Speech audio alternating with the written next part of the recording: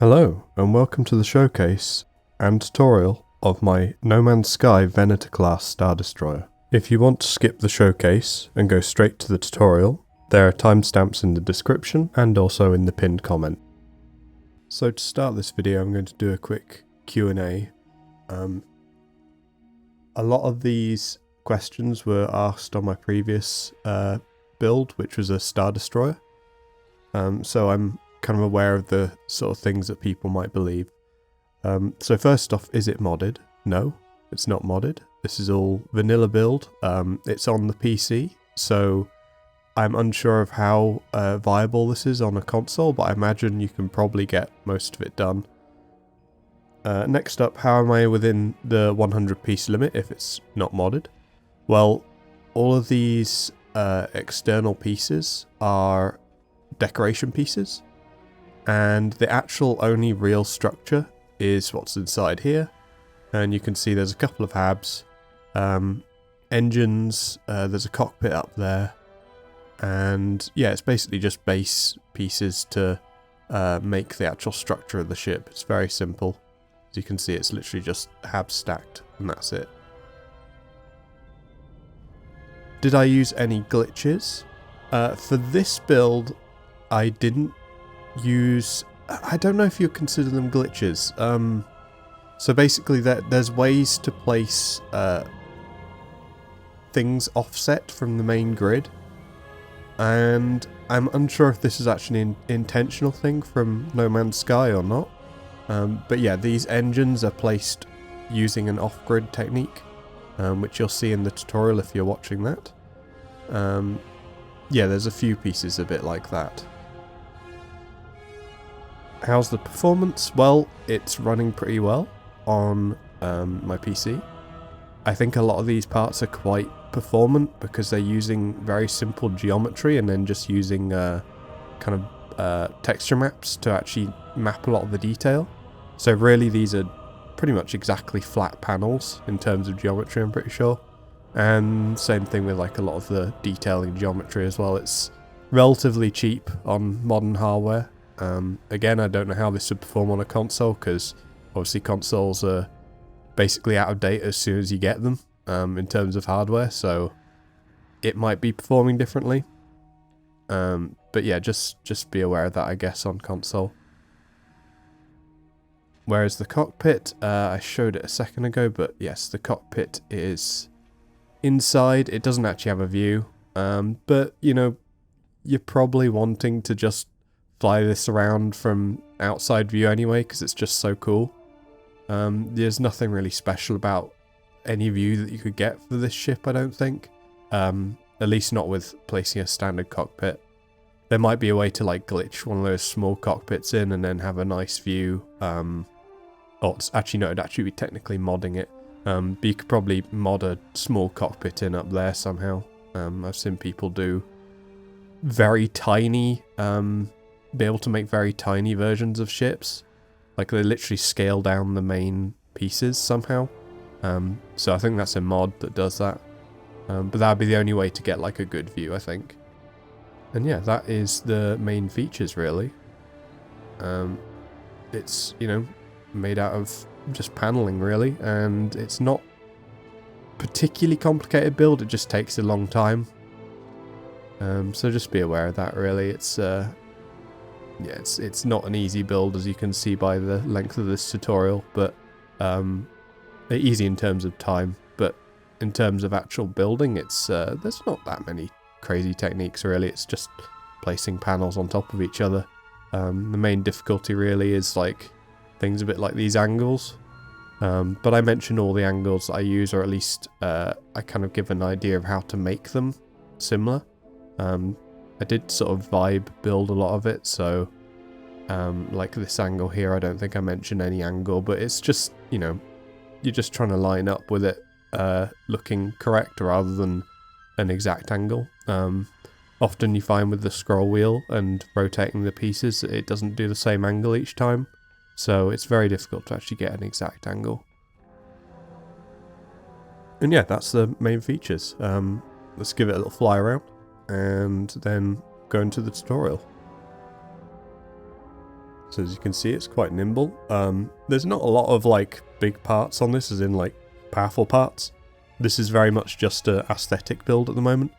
There are ways that you could improve it with extra like reactors, and I've only got one gun installed right now, which is just basically I've got the amount of parts that you need to make the ship function. That's all. So it flies pretty well. It's you know, relatively quick to react to movement. I mean, I suppose that makes sense because it's, I don't think the actual furniture pieces or decoration pieces count much towards weight. And it's only just like adding like 1,000 habs that would cause a lot of weight and make it sluggish. So in theory, if I just added some extra reactors, it probably would perform a lot smoother as well. So it'd be much more like a fighter, which isn't necessarily a good thing for what kind of ship this is. Maybe it should be a little bit slower, but I don't know. It's nice to fly it, so yeah. Let's have a look around with the photo mode, and yeah, it's we've got the engines area, which is actually using real engines, and then some detail engines. These ones are little detail things that I added. We have the hangar entrance from the sides, kind of an interpretation of force field, but it's not the best actually. I think there's probably a better way to do this potentially, but I couldn't figure it out honestly. Oh, I've left the loading ramp down, but that doesn't matter. Let's get some light on the bottom there. So as you can see, it's got a hangar from the bottom as well, which is actually our loading ramp, and when that's closed up, which I forgot to do, it does actually very much look like a real hangar. The interior will actually be in a second video. I want to make that a second tutorial because, as I say, this one's already very long, but the idea would be to add in the hangar bay that runs the length along here.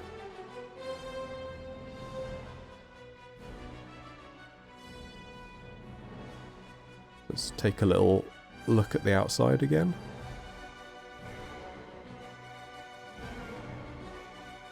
I tried to base it off a 3D printed model that I've done. So it's, I think it was made by a company called Fab365. They make online models that you can buy and download.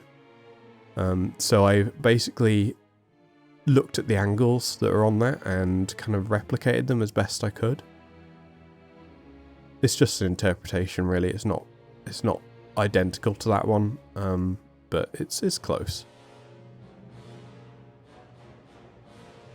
There's a cool perspective from the bridge here as well. We just head down to that.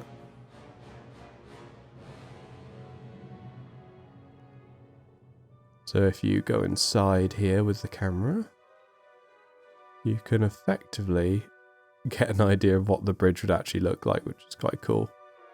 Or inside the bridge, yeah. Ooh, let's try and get that perspective nice, yeah. There you go. So maybe one day if No Man's Sky add a camera positioning thing for external views, I think there's another game that does that.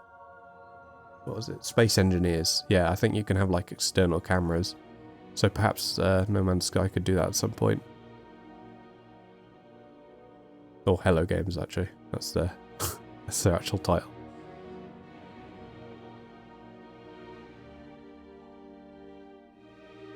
So really the only exposed part of the actual real ship is just this end bit. I quite like this, the style of how that looked. I thought it was actually quite accurate, and it was kind of nice that the rear end bit basically is kind of like the technical part, and that's also the part of the real ship that sticks out, so that's kind of cool. All this stuff down here is just greebling. And as you can see, I've done a lot of greebling down the sides as well. Tried to make it as kind of detailed as possible. And we've got some guns coming out the sides there. And if we place the sun behind, or sort of, let's put it behind that planet so it's not blinding us. So we've got lighting as well, that kind of lights it up and makes it feel like it's a... Lighting is like one of the best ways to make a ship feel a different scale than it really is. Because you automatically assume that, you know, that is a window, that small dot. And that gives you a sense of like scale. Same with the bridge, you know, it's kind of the interpretation that that's, you know, a bridge window, and then you kind of get an idea of scale for that. We've got the guns as well, running the length. Which again, just using little decoration pieces for the turrets. And we'll go more into that in the actual tutorial.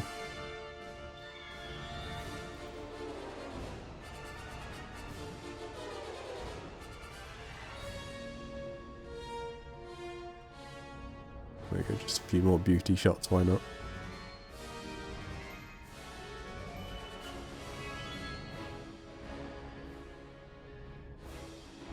Okay, let's get into that tutorial. So first off, we're going to start with the substructure. I've kind of pre-planned this a little bit, but we'll see how it goes. So first off, we're going to get the landing legs and place them one back from the center of the X. Then we're going to get the... I quite like the Ambassador class. It feels a little more clean compared to the other two, so this kind of feels appropriate for a Republic ship. So I'm going to place that like there, and there, there, there, and that's actually wrong, so I'm going to actually move that one forward. Oop. Come on, there we go. Get rid of that one, move that there, move that there, move that there. Not sure why that thinks it's disconnected. There we go, and place that one there. Now we're just going to put, add a layer on top, and we're going to make the slope off the back using this one, and rotate that round. And there we go. So that's the main length. So the length is 1, 2, 3, 4, 5, 6, 7, 8, 9, and 10. The engines are on the rear 2 section, so 1 and 2 there. So that means that our wings, I guess, are going to go here. So we need to make the structure for making that. So first off, we're going to place that there. Place that there, ignore that one. That was a mistake. Then I'm going to place one here and there. Here and there. And then we're going to delete that, delete that, delete that. And now we're going to place a entranceway, a landing bay, that's it. And it's the one with the curved edge, so the Ambassador class landing bay. And flip that so it faces forward. Place that there. Place that there. And the reason we're placing those is because they have an edge, which I used on my Star Destroyer if you've seen that video. This edge here creates a pretty good line out to the front. On the Star Destroyer I didn't actually have to modify anything, but with this one we actually have to add a few degrees to the decoration pieces. But yeah, that's for making this front section. Okay, next up is the engines. This is quite difficult.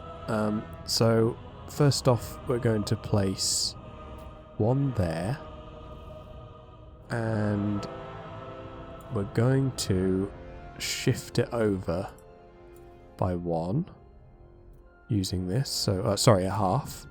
So that's now shifted over by a half. And now we're going to drop it down by a half as well. So there. And so that's misaligned right now. So what we're going to do is we're going to grab, what are we doing? Yes, this thing. So this allows you on this side of the ship, only on this side for some reason, Doesn't work on this side. You see how this side it snaps to one or the other part of the hab? On this side, you can snap to a third, a half of a hab. So I'm going to place that there.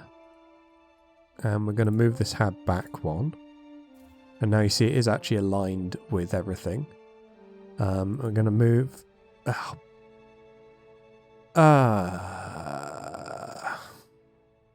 yeah, so be careful doing that as well. Let me quickly redo all of that again. Oh well, I guess if you missed that part, you can see how it's done. So I'm going to have that one further back, then place the, what do we call this, a small vent on top, and then align it with the vent so that the vent has turned like this, and you see we're halfway across. Now we've got to drop it down one, so I'm going to put the vent on the back side and drop it one, and ooh, if it wants to play game, come on. You get a lot of bugs like this, it's just very difficult to place things. So you see I've dropped it down one, using the vent again to rotate it down.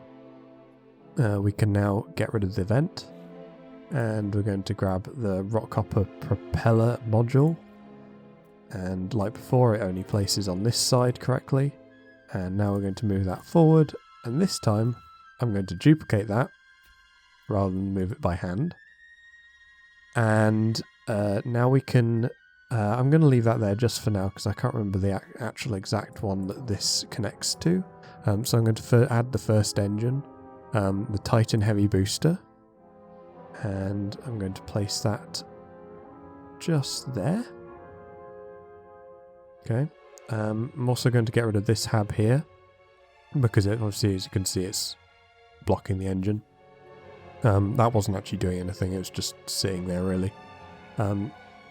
So now, what I want to do is place the engine on the opposite side. Now, the issue is that you can't connect two engines together like that, but what you have to do is you have to trick the game into thinking that you can. So I'm going to place one of these vents here again, and now this time I'm going to grab this and use the vent to place it on the opposite side. Hopefully the placement lets me do it. Is that it? No, that's not it. Where is it? It can be very fiddly to get this just right. It might actually be okay with me doing that. Let me see.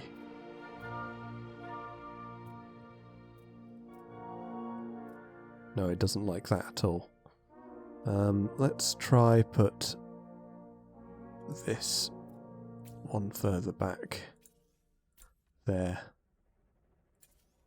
because I think habs are getting a little bit confused sometimes, so you can kind of mess with them a little bit. Okay, let's try that one. Let's move this back one. Try that again, maybe. Come on, this worked in the testing. Of course it's not working now. That's typical, isn't it? Come on. Habs.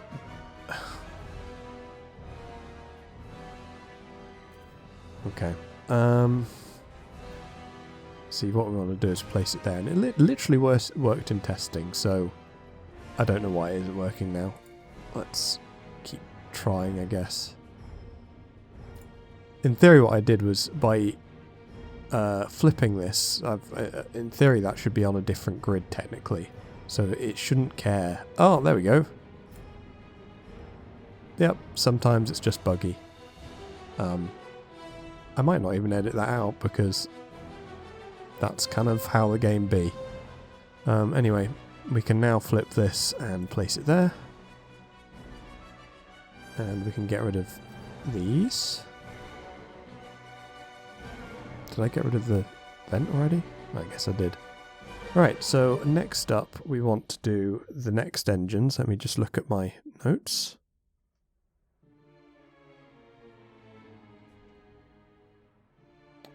So the next engines are on the same grid as the main body.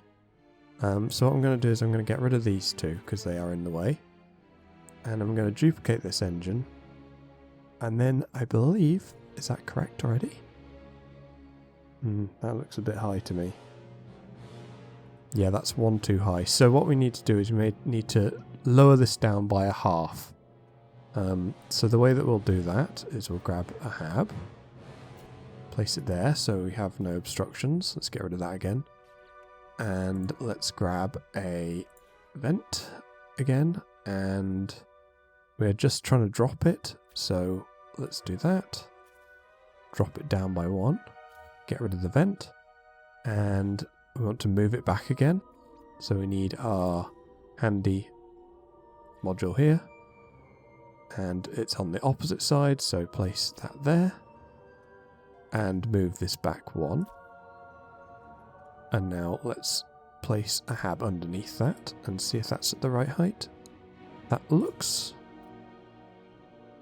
Oh, I placed it on the wrong one, I think. Let's get rid of all this excess stuff. So it should be a little bit lower, in theory. Yeah, maybe that is correct. Oh, I need to move back one. To there. Let's check my reference. No, we still need to go one lower. So I need to create another hab down here. And, oh, let's place it. There we go. That's the spot that we want. And flip it around the other side.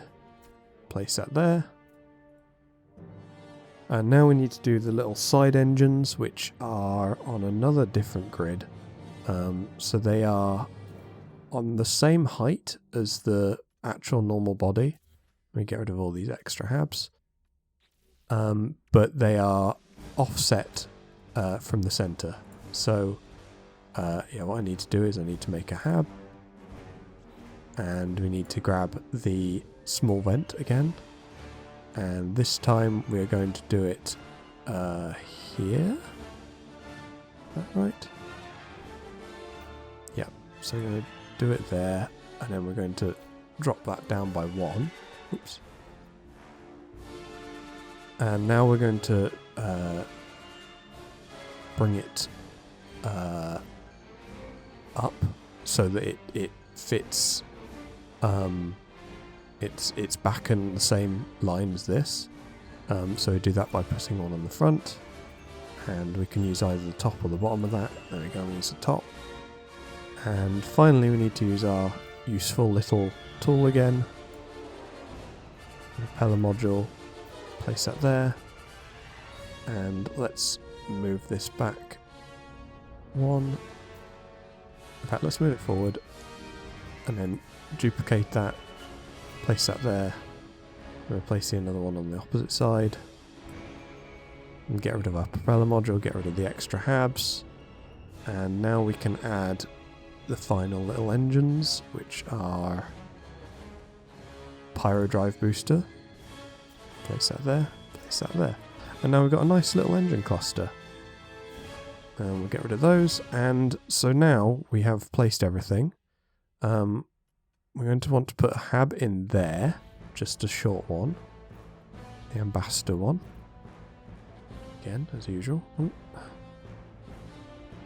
In fact, due to this being in the engines, I'm actually not going to use a hab. I'm going to use one of these structural pieces instead so that you can't access it. Let's use the relay joint, why not? Plop that there.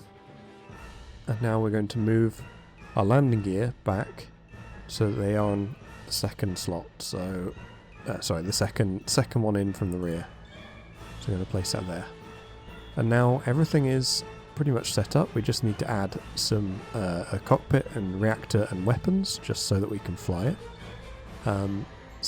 Also I want to add a landing ramp as well in a spot.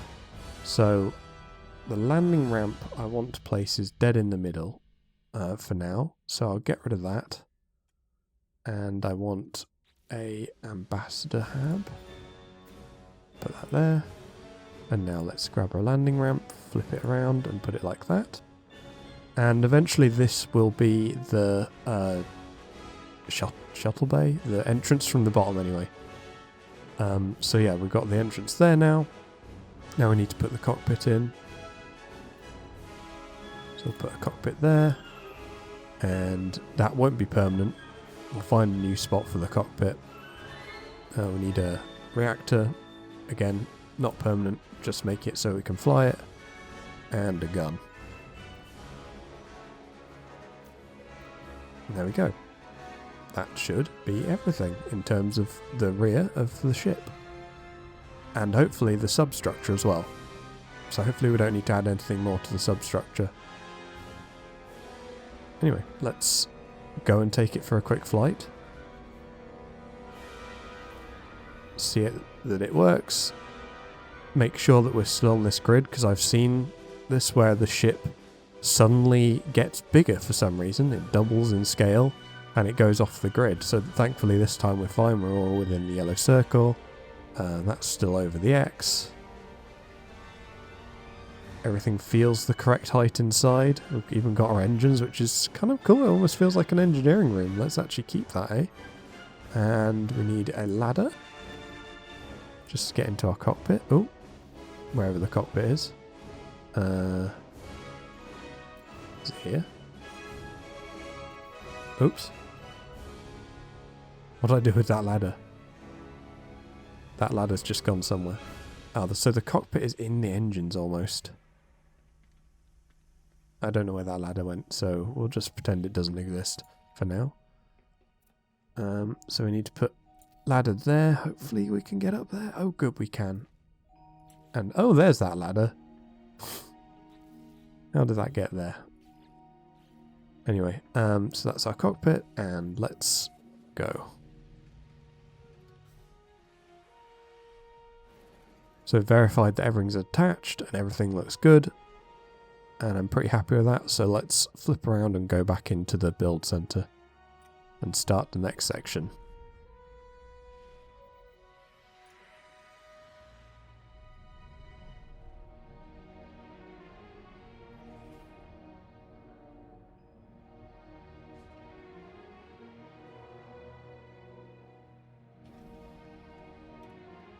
So much like the Star Destroyer, we're going to build some decorations along the sides here, and these will build up the sides of the wings. This gives us a base to build the top and bottom surfaces of those. So first off, we're going to need the flat panel. As you saw in the Star Destroyer, I use this for pretty much everything. And now we're going to back up as far as we can. And we're going to resize it, and you see those kind of slashes in the corners of these habs.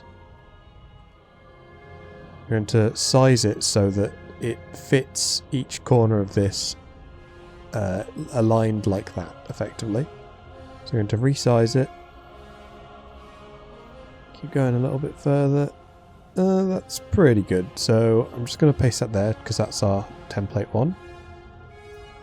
And now we're going to do as mentioned earlier. We're going to have to edit this a little bit though. So first off, we're going to do 6 steps in the blue axis. So that's in the outward direction facing forwards. So 1, 2, 3, 4, 5, 6. Now we're going to swap to the vertical axis, the orange one. And we're going to do 3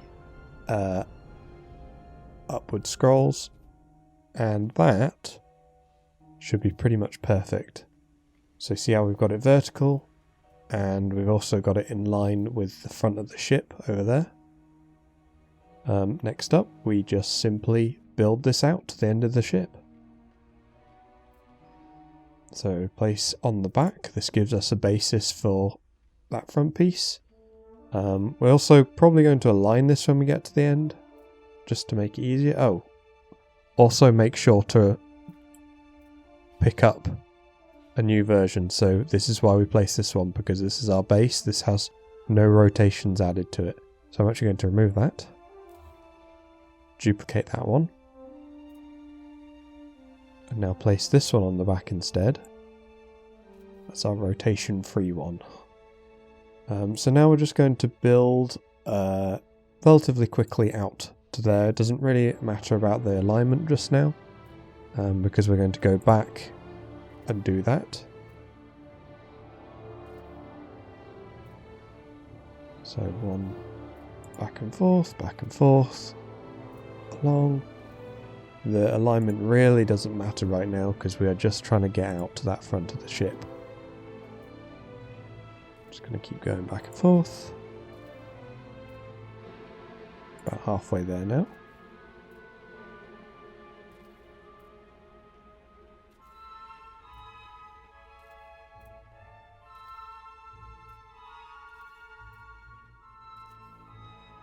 Oops.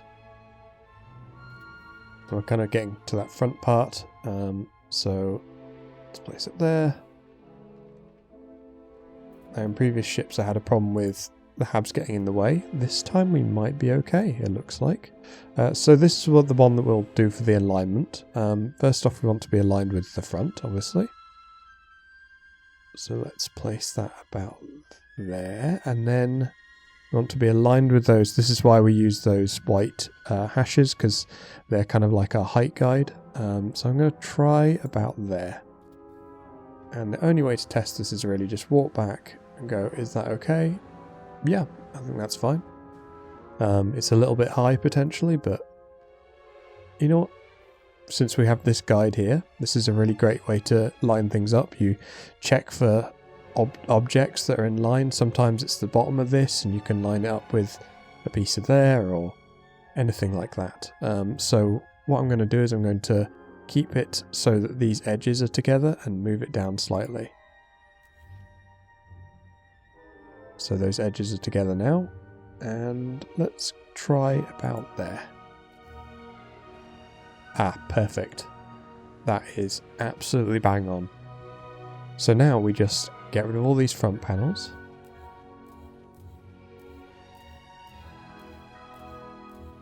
And we're now going to place and be very careful this time. So, like the Star Destroyer, I use the 4 dots on each of the panels and I try and align those. I'm also looking at the bottom of the panel. You'll see that it's always very slightly off, but in the grand scheme of things it really doesn't matter that much. I tend to go back and forth, so you see this one, it's currently below the other panel, but now if I do that it's slightly above it.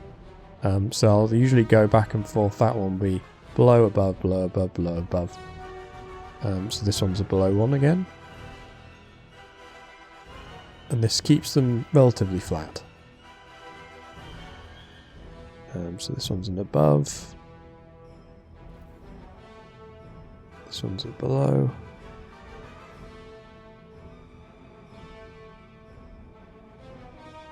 Oh, sometimes it doesn't go, and then it's just better to just go carry on. So let's go below with that one, just to even it out. Let's try getting above. There we go, and above. Perfect. Sometimes I don't follow it if it looks pretty good. Sometimes they're just really nicely in line and it works out. Let's go with the below one on this one. And we've got to the edge. There we go. So that's that face done. Now we're going to do the opposite side. It's exactly the same procedure, just the rotations are the opposite way. So I'll just quickly show these rotations just so it makes it easy. So we'll place down our reference one again. And so now we're going to do a rotation on the blue axis. What? Oh, no, wrong way. 1, 2, 3, 4, 5. Oh, hold on. No, that was the right way. What am I doing? So let's get it on that angle there. Let's not rotate it like that. So 1, 2, 3, 4, 5, 6. And then we're going to swap to the orange one and rotate it up. 1, 2, 3. And place. And as we can see, that's in line with the front of the ship. And we'll do the same thing again, just carry on to the end and then refine it coming back. So before we start the next stage, we're going to want to remove all the panels from the back. So we simply just delete those.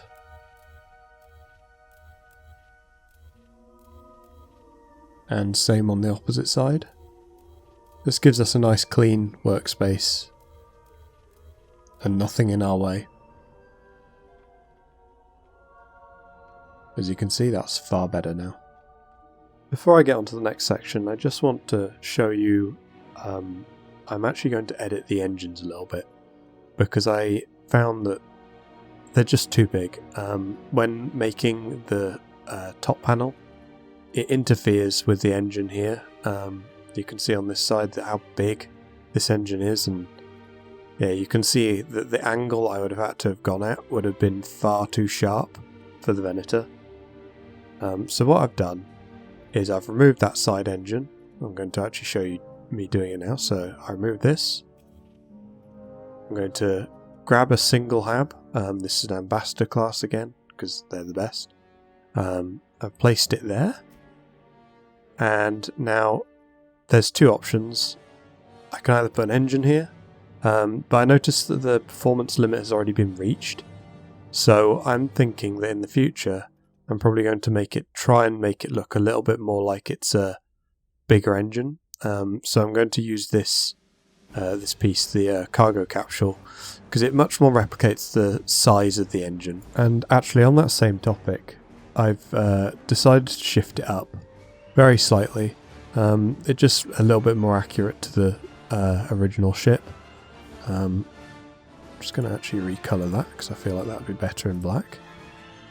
So all I do is grab one of these, sticking it on top, and we can get rid of that original one, and now we're just grabbing that and shifting it so that is now on the frontward facing direction, and that basically gives us a spot now to put that, and we can get rid of this one. And there we go, we just recolor it to the colour that we want, which is the black one, and invert the colour. And there we go.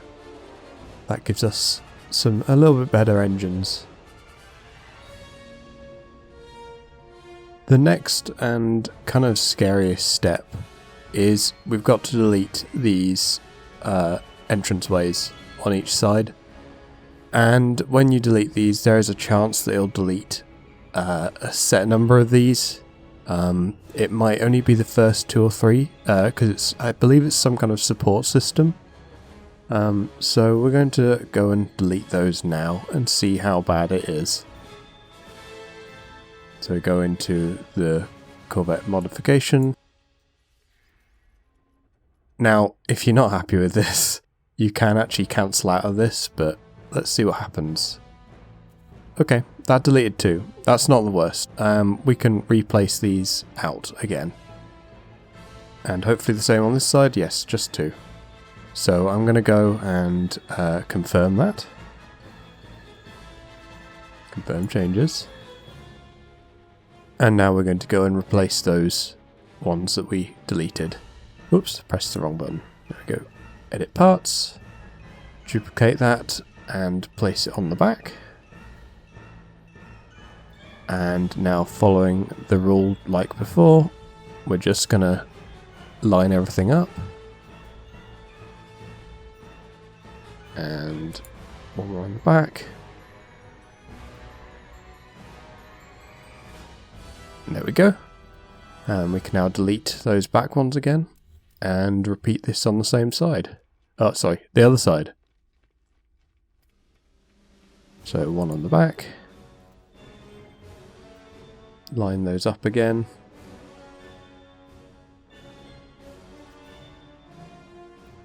And the back one again. And the front one.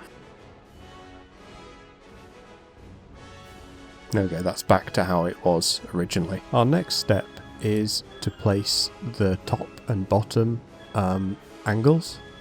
So first off, we're going to grab the storage panel. And the reason I use the storage panel is because of that lovely angle that it has on the side. So now I'm going to increase the storage panel to match roughly the same size as the base panel.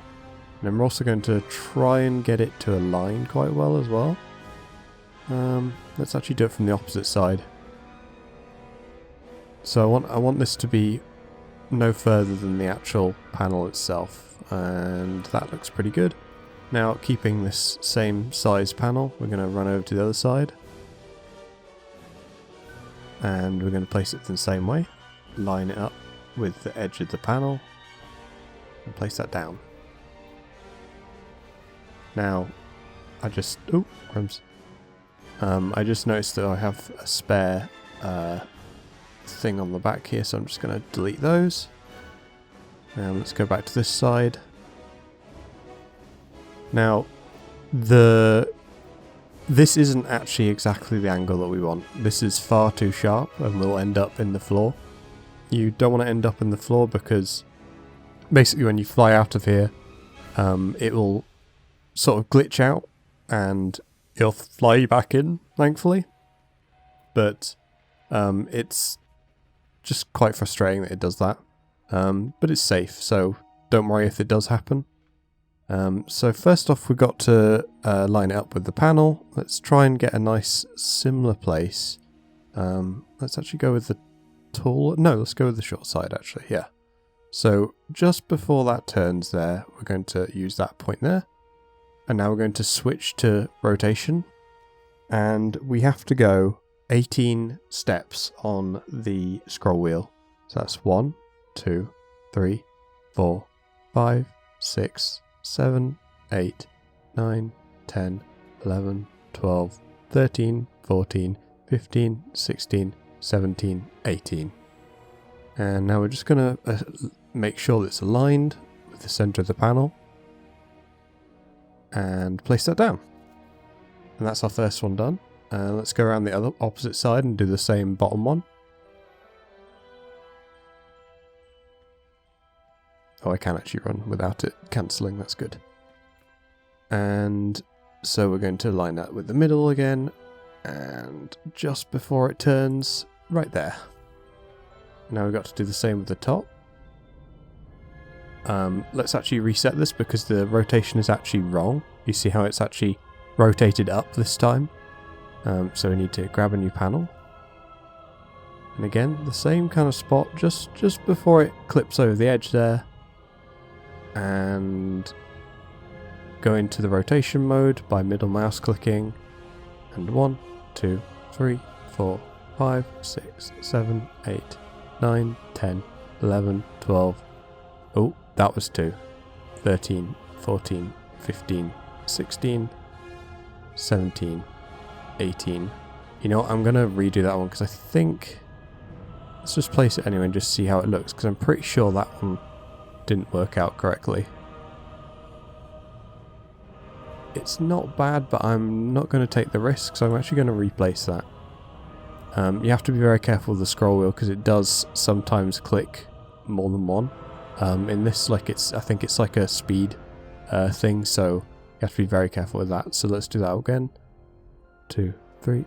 Oh, you see, I did it again. It's so easy to accidentally go too fast. So 1, 2, 3, 4, 5, 6, 7, 8, 9, 10, 11, 12, 13, 14, 15, 16, 17, 18. And now we're just going to align it with the top again and place that down. And keeping this one.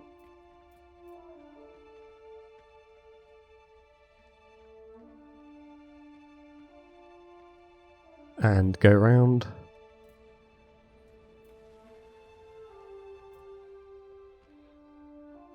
And again, we're trying to line it up with just the top and the dead middle of this panel, so right there. And there we go. That's our 2 angles placed. So this section will be a little bit out of place. As you can see, I've actually placed the top and bottom panels but you can ignore that for right now. So what I'm going to be doing is I'm going to be doing the panel up to there, and this is definitely what you should do first. You should definitely not do what I've done, because it's very important to make sure this doesn't collide with both that top part and also collide with the floor. Thankfully I did do a little bit of testing before, so I'm pretty sure this is fine. But yeah, we'll see.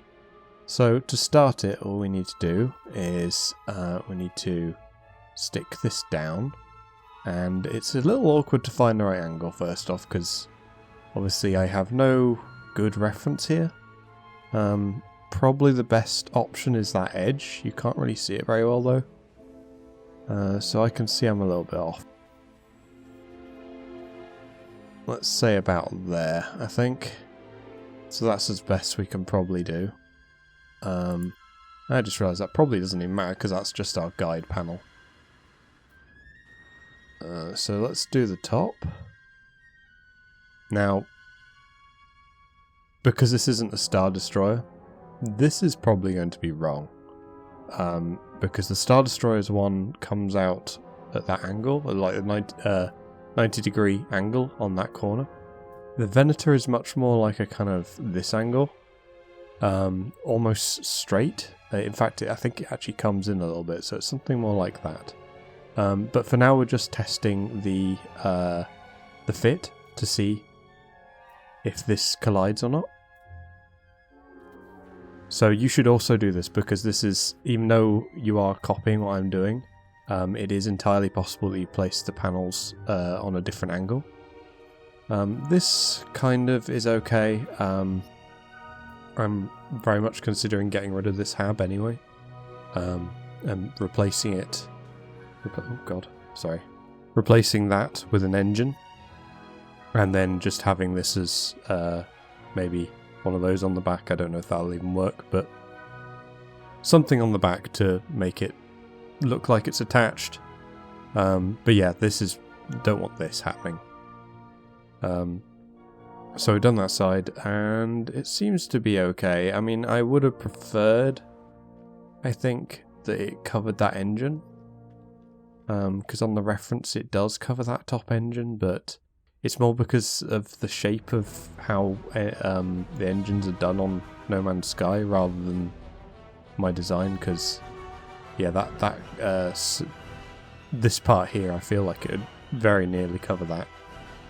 It's get something there which I'd be happy with. So maybe this engine will actually be what's replaced with this part, and just flip them around basically. We'll see. So anyway, yeah, we're just testing it. So let's do this bottom one now. We need to stand on something like this, like that there, and again just rotate it out, and make sure you can place it. Oh god, there we go. And now, because this is straight, we can just do that and align it with that right edge there.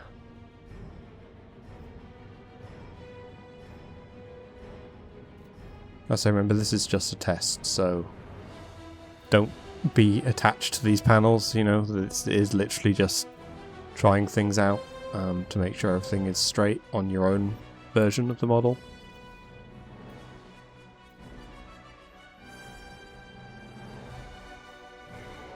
Place that there.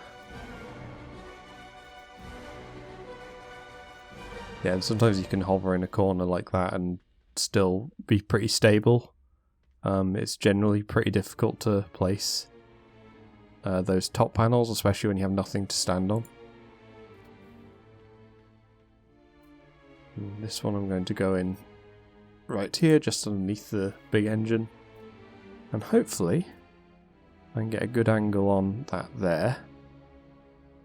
There we go. So that's pretty much as far as we'll go with that.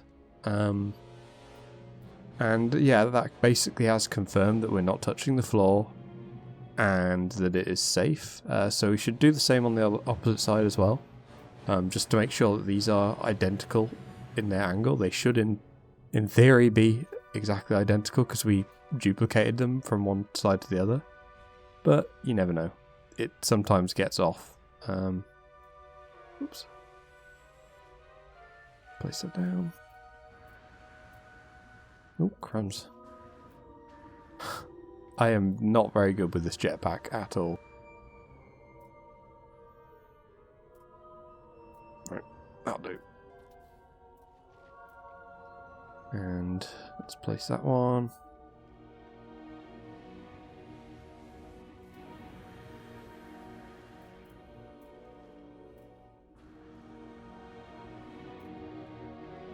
Place that down.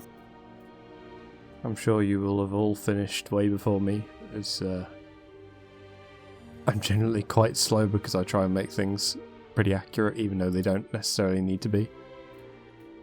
And this one... Uh-oh.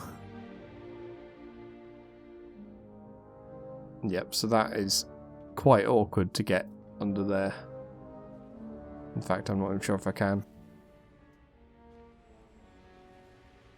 So that probably went wrong because I went too far forward here.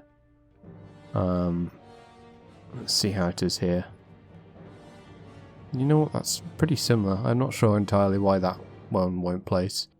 But we can see that we're not going to interact with the ground, which is basically the main thing. They're the identical angle.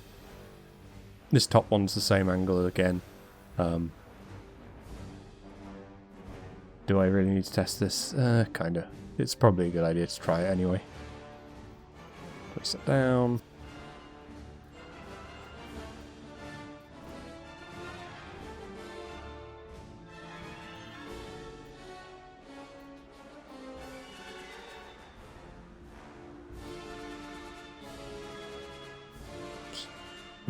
Come on.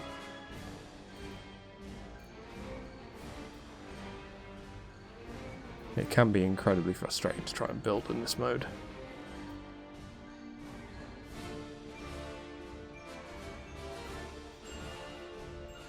Okay, so that looks pretty similar. Let's just check the opposite side. Yeah, it's got that same little bit there. That bit there. Yep. So those are basically identical. Anyway, yeah, that's that done. Now you're about to see these being done. As you can see, I've already done them, but ignore that. So this section will be a little bit out of place. The fact that we're going to actually push this section in for the hangar bay, we're going to continue these top pieces all the way along, and that is because they are basically our template. So to do that, it's very simple. We're just going to edit it and place a part there. Oops. Make sure you're not bad at flying with the jetpack. That's very important. Sadly, I'm not.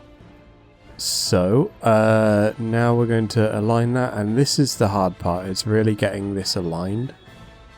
Sometimes it's better to use... I'm actually using one of the lines along this panel and lining it up with those dots there, so you see how they're pretty much in line. We just try and find one that's pretty close.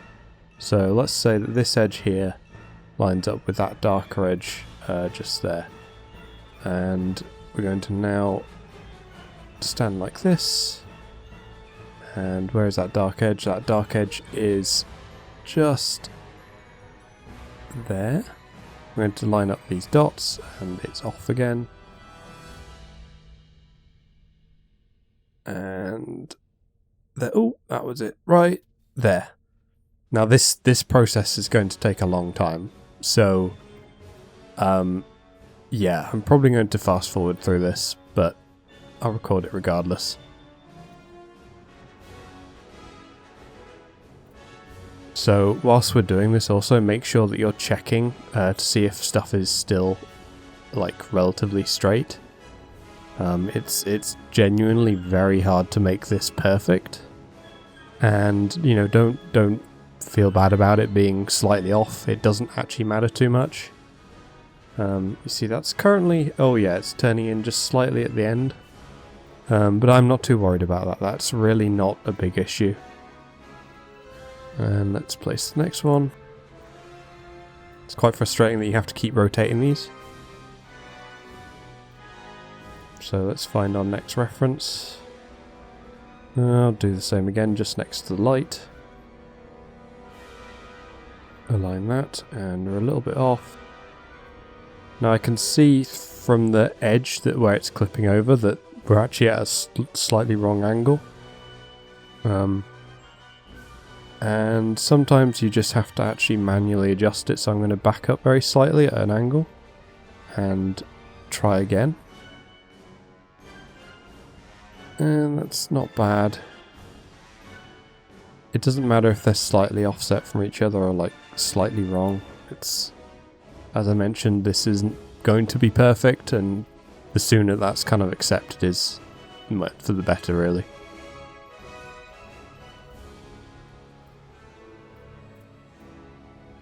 So it's literally just this process repeated over and over again till we get to the end. Yep, that's basically it. So I'll just finish this up off screen because honestly, you don't want to see this. So I'm on my final panel now. Just thought I'd show you this end section. So I'm just going to align it again and place that down. And I'm pretty happy with that. So this is kind of what you want to see at the end. Very little overlap, and yeah, it should just generally look like that. So now you've done one, do the opposite one, and then I'll meet you again when we do the underside, which is thankfully a lot easier. Now we're going to do the bottom two sections, but first off let's delete these support panels. If you haven't done both sides, make sure you've done both sides, as mentioned before. So I'm just going to get rid of that one. Make sure you don't accidentally delete a top panel as well. It's very easy to do it sometimes. There we go. And if you got it really good, I was kind of surprised how accurate I was with this one. Look at that corner there. So you got that corner there. That corner there, they both line up with this line. I'm very happy with that. Anyway, let's continue on with the bottom section. So you might need to get a little bit of height to do this. So go and stand in a good position. And these... why am I bouncing up and down? Well... oh, okay. You can't stand on that. Interesting. Right, there we go. So we're now placing this edge one here. And thankfully, because we're standing on the ground, there is no rotation imparted onto the piece from the direction I'm looking. So this is so much easier. You have no idea. It really does make it so much easier. You see how that required no alignment and it just sat straight. Excellent. So just going to continue this along. You have to get an vantage point again. Rotate the top piece. Which can be quite annoying if you end up tapping into that top bit there. And just grab one of those that has no rotation on it. And place that down.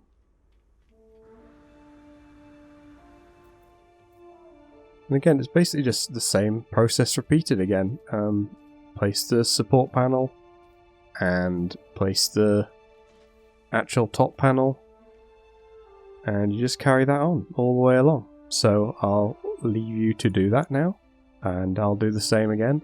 And if you can fill in the opposite side as well, it's the exact same technique. Just get an vantage point and place the support panel and then the bottom panel. Main things to look out for, just make sure that you are staying in a decently straight line. It should, in theory, be straight if that first panel was placed correctly. But I can understand how it might be easy to accidentally add rotation to this or whatever. So just be wary of that. And yeah. Make sure it's straight. Simple as. So I've just found out that my OBS was not recording, and as you can see I've done some stuff.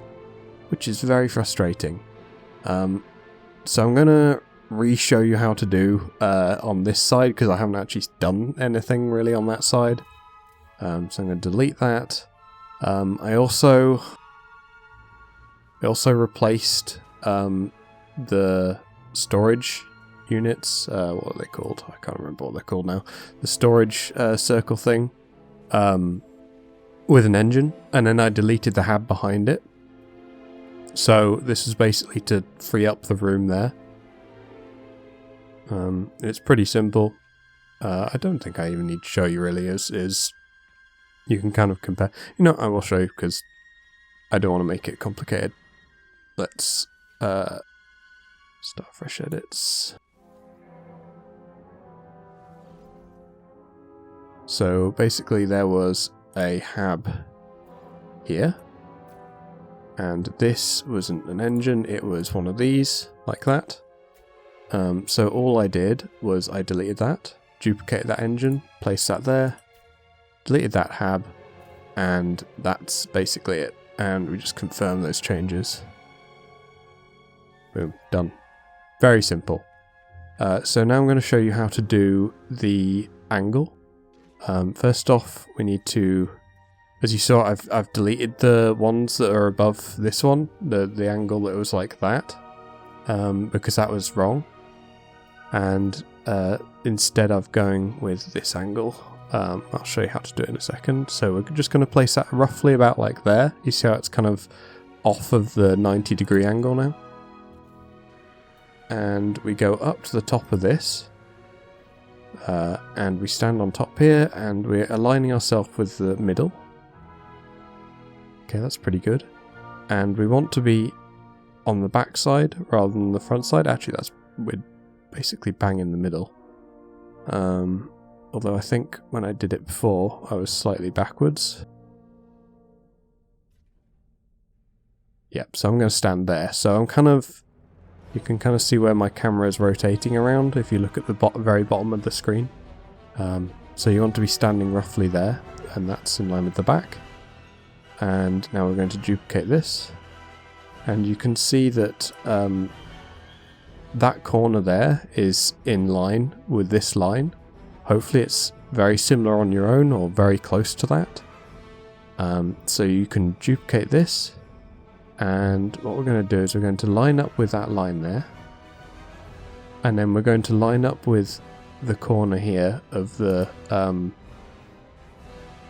power station, power unit, whatever the hell this thing is, the reactor. So we're going to line up with that corner there. And the far corner of the panels. So we're going to say it's about there, and then you see how it's overlapping on the right out on the outside bit. I'm going to bring it in so it doesn't overlap and place about there, and that's it. So now we've got that aligned, we can jump down and we can place another support panel, go back up again, place the top panel down, and you have to kind of manually align it again. It's pretty good. Go down the bottom again. Place that support panel. Oops. Oh, this jetpack. There we go. Up the top. And place that final support panel. Not support panel. Final top panel.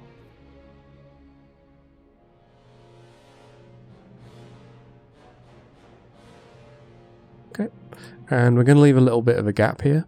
That's fine, that's no problem. So basically this is, when the build's actually done, this is actually a little bit wider on each side, so that's not going to be a problem.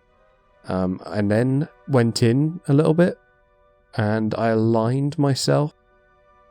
If I can stand in the right spot. Oops. Oh, crumbs. Right, I stood on top of here. And I aligned myself with these dots here and that line there. I can do it again. And actually I'm slightly off of that. And then I placed some support panels on the bottom, and then the top panels again as normal. And we're just going to follow that line all the way down. And we're not going to actually fill in the top section because that is actually where the what's it called? The hangar bay is, the main hangar bay. And we'll be replacing a lot of these with hopefully an interior at some point. This will probably be a second video for interior because this would just be insane if I did interior as well. But yeah, that'll be eventually a hangar. And that is like a flat piece, a bit like this, but on an angle coming down from roughly here. And then, yeah, you just simply fill in this underside. So what I did I'll do it on this side just so you can see. I get rid of these support panels and place that. Just trying to give myself as much support as possible. Then heading up the top. And you don't need to be careful with these really. The main thing really is just to try and use them as efficiently as possible. You don't want a gap like that. You see I've got a gap on the right side there underneath the text. So I want to put that in like that. Like that. Like that. And you just continue that along all the way to the bottom. And make sure you do these lines as well. You'll see the finished product in a second. After completing doing the top surfaces, you see I've filled those in fully and made sure that these edges here are lined up with this point here. You see there's like a little bit of a... Oh, let me go out of this mode. There's like a little bit of an edge there. I'm trying to line up with that by standing on top of here. And I just did that all the way along. And so now we're going to do the side like indents where the hangar is. So first off I've gone and lined up with this line here.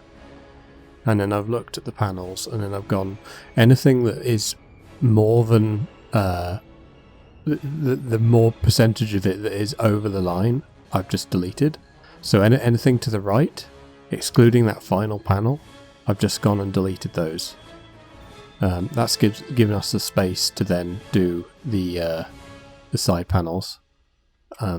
So now we're going to duplicate this and we're going to have it on that face there. That is the edge of this here, if you're not sure. And we're going to click this, rotate this in the blue axis 52 clicks, which is quite a lot. So be very careful, you know, you don't want to mess up halfway through, so make sure you're doing one click at a time. Don't rush it and just go for it. So we want to rotate it this way, so 1, 2, 3. You see I rushed it. Thankfully I did that on 3, eh?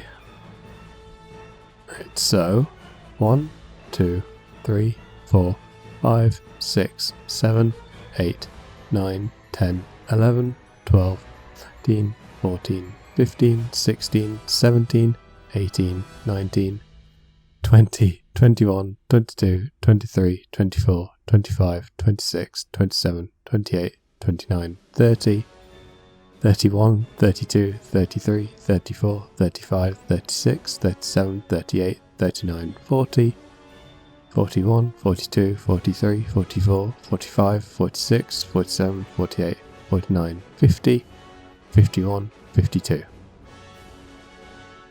And there's the angle that we want. So yeah, I've just placed it on that back side. Now we'll go to the opposite side and do the same thing.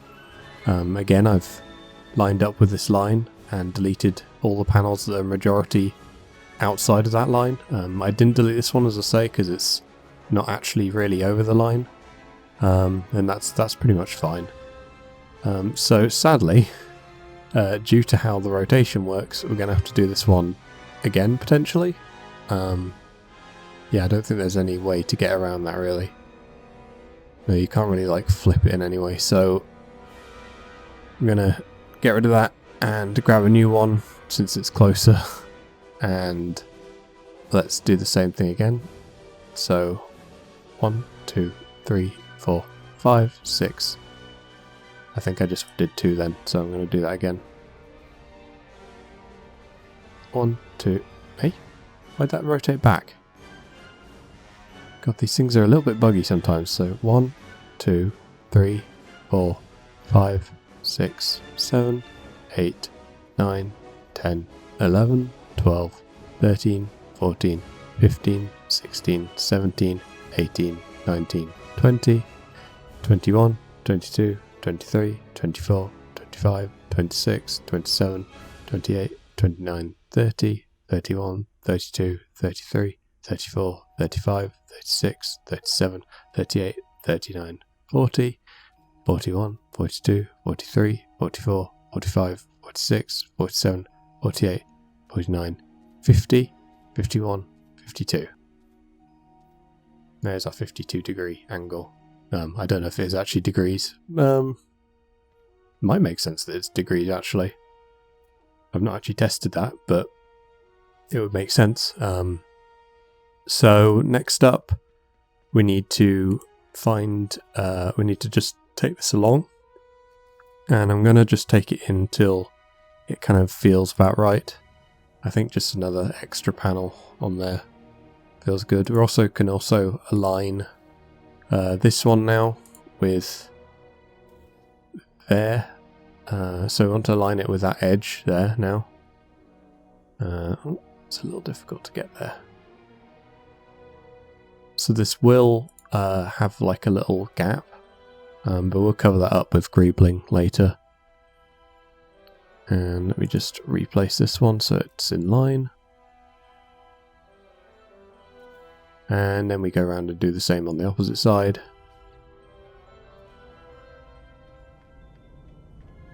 So paste down a back panel. And edit this panel. Move it along. Until we're just about covering that. And then we try and make them about the same height as well. So I think that's about there. And then we just need to do another panel here. And I think that's as far as in as we need to go. So that's our first angle done. And now we can use another technique here. Now, I haven't actually calculated this yet, so I might have to... You know what, I'm going to pause and then test some stuff quickly. So as we can see, we're now... I've now placed 11 of these down. So I've done one off the front and then placed 11 back. So what we're going to do is we're going to copy that to the other side. So you simply place one down here. And then on the back of that, we're going to align it at the bottom with the ones that we've already aligned quite well on the left. And we're just going to bring this out 2, 3, 4, 5, 6. We also want to bring these out a little bit this way to the right. 7, 8, 9, 10, and 11. And now we're going to go in and delete all these front ones. So 1, 2, 3, 4, 5, 6, 7, 8, 9, 10, 11. And that just leaves that backwards faced one. I'll do the same on the opposite side quickly. Get rid of that. Oh. Yeah, you got to be careful with that. Although that doesn't actually matter because that area there is going to be empty, so I'll leave that like that. Okay, and now we just duplicate this and we're going to line it up with the edge there. And I might just use that, you see the 4 dots again? I'm going to line it up so that that's just the bit where it clips through. And I'll do the same on the opposite side. So duplicate that. And round. And just the point that that clips through. Okay. There we go. There's our entrance to the hangar from the sides. Oh, crumbs. Next bit is going to be from there back to there. I'll just work out the angles for that now. I've found the perfect rotation is 73 clicks. So we'll copy this. Head on over here. And we don't want to be on, although it doesn't matter too much whilst we're rotating, we don't want to be on the face of this outside piece, but we want to be on the face of the piece supporting it behind. And now we just simply line ourselves up with that. The good way to check this also is to line yourself up over here. And we're going to rotate this 73. So 1, 2, 3, 4, 5, 6, 7, 8, 9, 10, 11, 12, 13, 14, 15, 16, 17, 18, 19, 20, 21, 22, 23, 24, 25, 26, 27, 28, 29, 30, 31, 32, 33, 34, 35, 36, 37, 38, 39, 40, 41, 42, 43, 44, 45, 46, 47, 48, 49, 50, 51, 52, 53, 54, 55, 56, 57, 58, 59, 60, 61, 62, 63, 64, 65, 66, 67, 68, 69, 70, 71, 72, 73. Now, is that aligned? See, the annoying thing with this is often you can skip one, so I might have skipped a few, but the idea really is I want to be aiming somewhere for there. We can just double check on this side, yes, so it's basically that edge that we're aiming for. So it might not actually be 73. We might need to go a little bit further. It's very close. So 74, 75, 76. I'm going to try 77. 77 looks about right. So we'll go with 77. And now I'm just going to go around to the outside again. And I'm going to use the top and bottom panel to try and align this. You see on the right side of this panel how I'm kind of in line with just above the light on the bottom and just below the light on the top one. So I'm going to place that down. And now we can get rid of this one and duplicate that. Place one on the back. And align it as best we can with the front one. And again, place one on the back as our support. And place the one that fills in this spot right here. Don't worry that it's overlapping a lot, it doesn't matter. All that's in interior stuff, so don't worry about that. And then we just need to simply move this first one that we placed along so that it doesn't clip on the front. Now it's a little hard to level this one, but you can kind of do it with the top there. You can just about see a top edge and move it as far in as possible, so about there for me. As long as it isn't really poking out too much, you don't need to worry too much because we're going to greeble all of this and it'll just basically get rid of any sins like gaps like that and stuff. So that's those two panels placed. Oh, not two. Yes, 6 panels technically, I suppose. So the next thing we're going to be doing is just removing these because we do not need them. And the same on the top, so get rid of those 4. And we'll do the same on the opposite side. We'll get rid of that, that, and that. Make sure you don't delete any of the panels behind it. Again, it can be very easy to do. Okay. And you'll see that our top is kind of clipping with this. So we basically now got to look down on this and just delete anything that is overlapping. I think that one will be okay.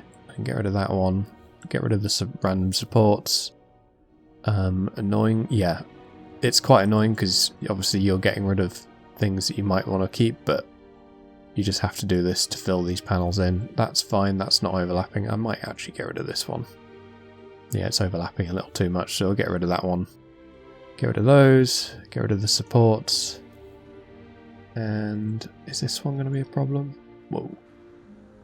Let's not fall down there. Well, it wasn't going to be a problem, but I accidentally deleted it anyway. Let's get rid of that one, and again the supports. That support's fine. That support's fine, that's good. And now we just go and do the same on the opposite side. So it's easiest to do it from underneath first, just get rid of all those supports. Get rid of that one, and then coming from this edge it seems to be the best solution. So that one, we can keep this corner one because this is actually our final panel for alignment, so that's fine to keep. We'll get rid of that one, that one, that one, get rid of that support. That support is just about fine. This one's going to get in the way. Let's keep those supports, get rid of that one, that one. That one's definitely overlapping, that one's overlapping, that support is overlapping. Now is this, yeah, let's get rid of that. That one's very nicely done, but annoyingly I think just so that we can get it aligned correctly, because I don't think that's quite aligned correctly. We'll get rid of that one. And is this one going to be a problem? You know what, it doesn't matter, it's easy to fill these things in, so it's better to delete more than necessary often. Get out of your way in the future. And then basically just going to be coming to the bottom. And let's put some support, sort of, we've just got to manually align these really. So we're going to look up, and you see I'm aligning with that edge on the left. Just going to fill that in there. Do the same here as well. Aligning with that edge just down at the bottom. And now we can place some top panels down.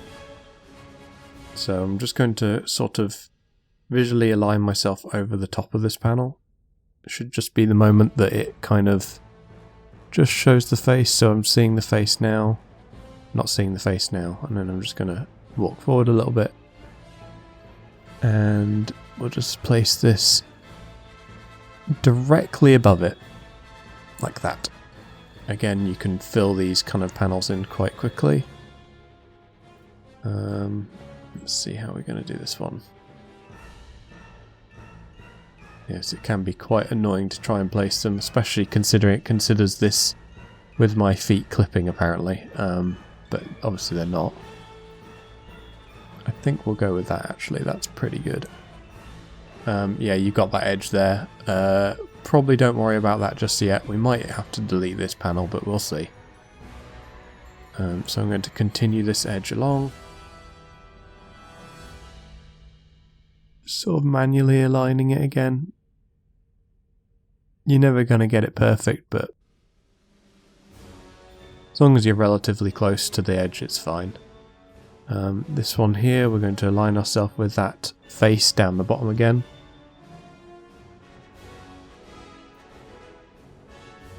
Stand over the top of it. And drop that one in. And again here, stand roughly in line with that panel down there. And line this one up. Okay, we're in an awkward spot. Let me go back and forth a little bit.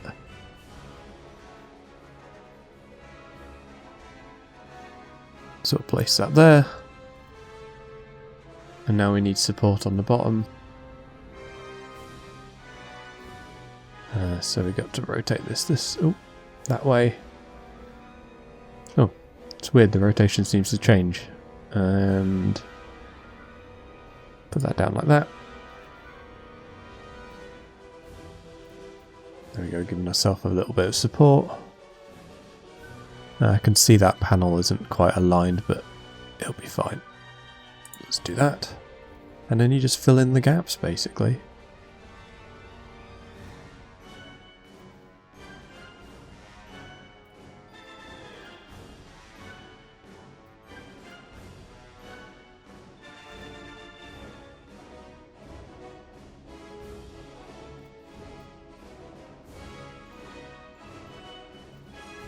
And there we go. So just do the same thing on the opposite side, and then we'll carry on the bottom.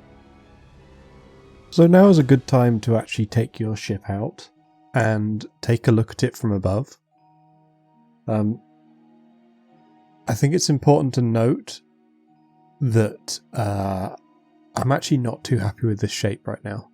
Everything towards the rear, perfectly fine, but this front section here, it feels like it needs to come out further, especially considering we're going to be adding extra panels to the sides here.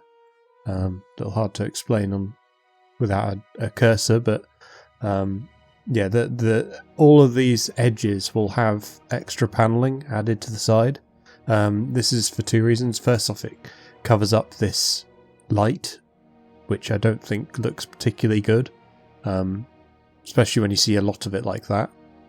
And secondly, it just adds a little bit of detail. Makes the panels look like they have something going on. But yeah, this end bit, I feel like it's a little short. So I don't know if we'll cover this immediately, but yeah, the goal will be to eventually extend that by probably an extra hab, I think, in length. We won't actually add a hab on the end, I don't think, but we'll just build up. We'll continue to build that out a little bit further. Otherwise, the shape looks pretty good. The angle is good.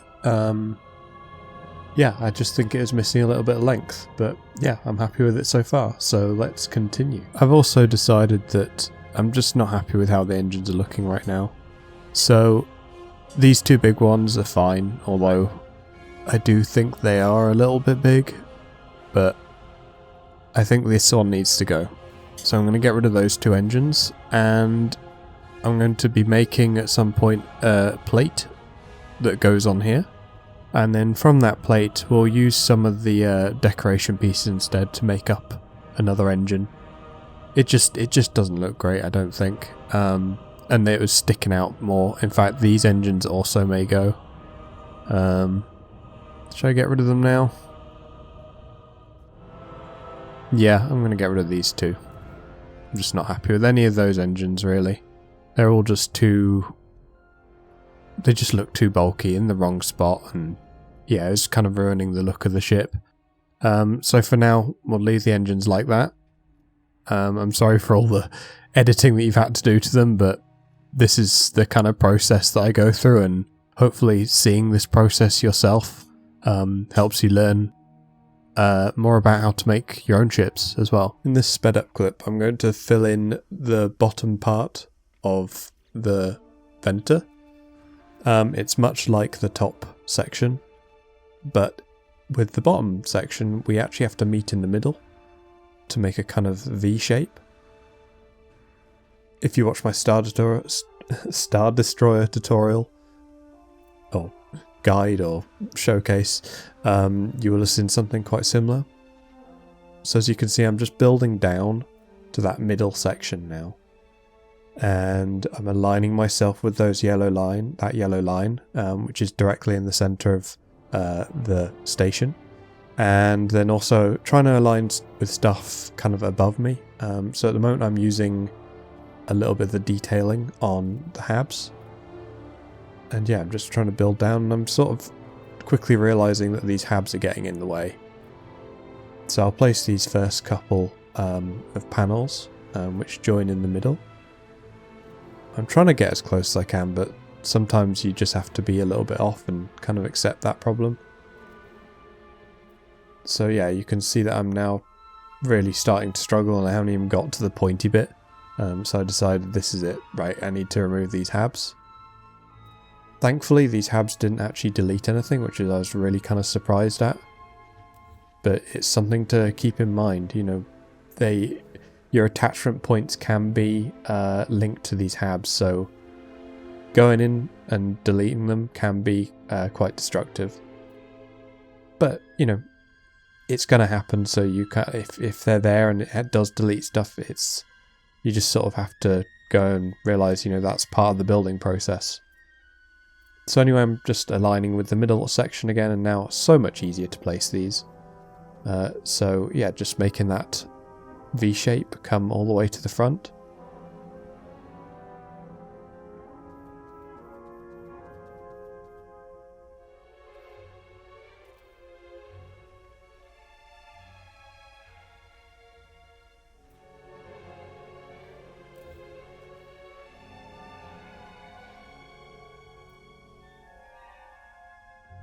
And now you see I've decided that I want to, as mentioned in the previous clip, extend out the front. So I am just placing the side panels down like I did before, aligning with the 4 dots. And this time I've gone out 2 panels and I'm pretty happy with how that feels. It's roughly about a habble in length, as an estimate anyway. And now I'm just bringing out the V to that point as well. It's generally easier to make the V part first than bring out the 2 side sections you can see left and right now. It's just easier to place them. Something to bear in mind, when you are coming out the front here, you'll notice that I'm actually going outside of the build area, and I shouldn't be doing this. So these 2 panels that I'm placing down now aren't actually connected to the ship. And the way you can tell is that there's a yellow box that's on the right side, you'll see in a second, that yellow box there, that tells you that you are editing your ship. When that comes up, you know that you're inside that build circle, but when you're outside of that, you see, I've just realised what I've done here. When you're outside that build circle, they're actually no longer being placed on your ship, even though they visually look like they are.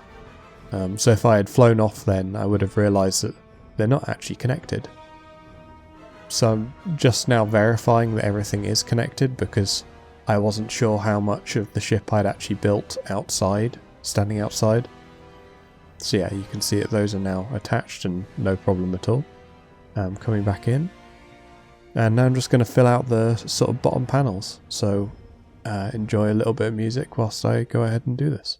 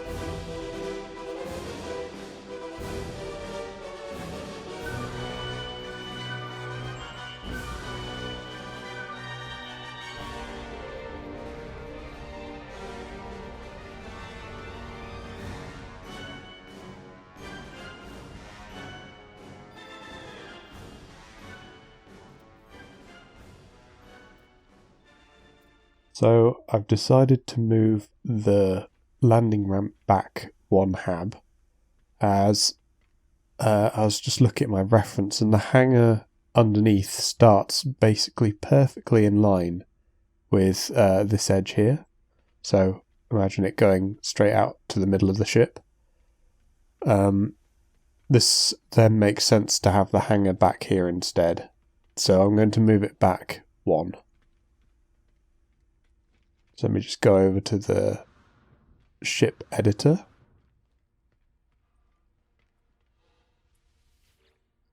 Now hopefully we don't end up removing any of the panels, but this is always the risk when you're doing these kind of modifications. So I'm going to try that one first. And we seem to be okay so far. Now I'm going to pick up that. Yep, so we lost a lot of the top panels by doing that. Not necessarily a bad problem. It's just refilling this all back in again. But this is the frustration of doing this. Have we lost any panels there? I don't think we lost any panels there. Oh, we did lose 1 panel. Oh no, we didn't lose a panel there. Okay. Yeah, so we didn't lose the main shape, which is the sort of thing that I wouldn't want to lose. So let's just check how that feels now. It's a little further back than it should be, but I'll end this paneling right on that line there. Or, yeah, I think that's an easier reference to use. So I'll end it on that line there. And then this is where the hangar will start, and then obviously it'll end around about there. It's a little bit earlier on my reference, I think. It's somewhere here, but actually that could work. That could work. Just about there. So yeah, I'll try and end it. Yeah, it's kind of just before. It's kind of in line with that there, which isn't really anything, but it's just a little bit back from the edge. So yeah, I'll try and make a hangar there then.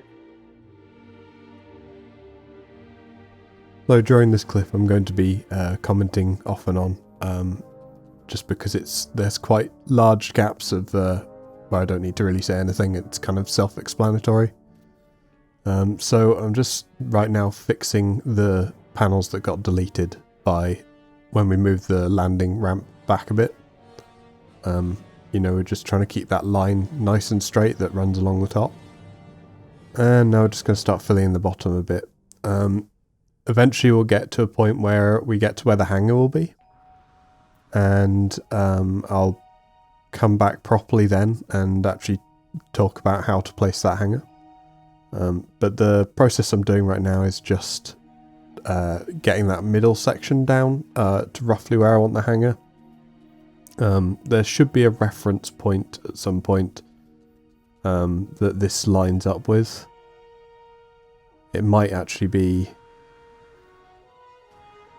let's just watch the clip actually and see where it is.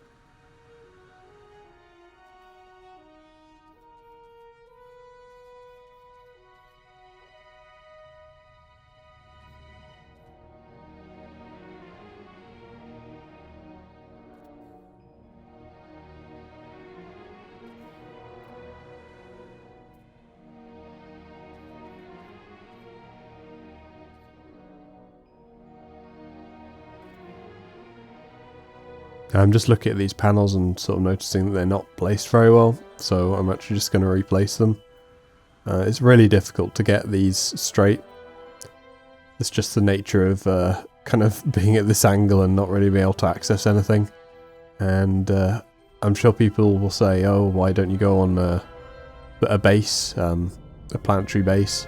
Well, the issue is that you either have to find like a kind of overhang area that you can kind of look up at the ship, or you have to leave the ship flying, and both of those are kind of difficult to replicate. So it is generally easier to just kind of accept that it's going to be a bit difficult in the hangar and kind of go ahead with it, because one of the problems with like leaving the ship flying is that it does actually move around a little bit, and so does your character from breathing. You could probably turn the breathing problem off, but the ship does drift a little bit about, so it makes it quite difficult to place underneath there, but I've managed to place them anyway.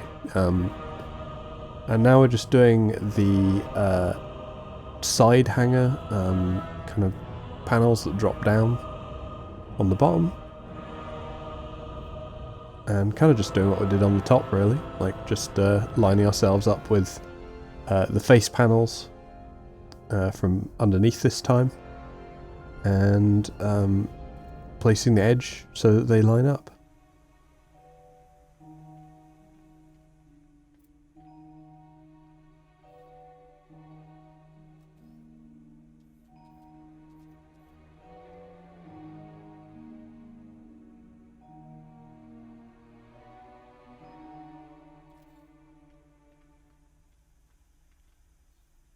Now just delete all the support panels, including the ones that I actually left on the back there. You might have already deleted those though. Now we're just going to fill in up to roughly where we want the hangar. So this is a bit of an awkward thing to kind of line up, but I was kind of using that light on the floor as a reference. But what we're really trying to do is be roughly the width of a hab. You can kind of line yourself up like this, you see, and then just place them in line with that. Although it can be a bit difficult, again, because we are such an awkward angle.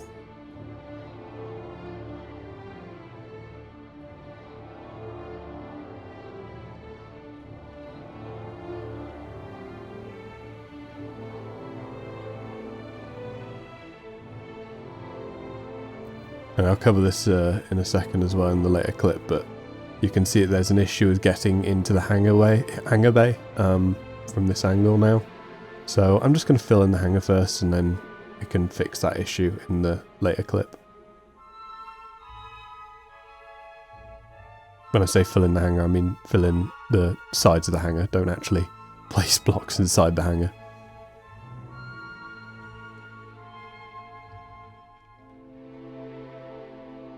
And you can see that the front side of the hangar is in line with that yellow strip on the floor. So that is your reference to get that nice, if you hadn't noticed that already.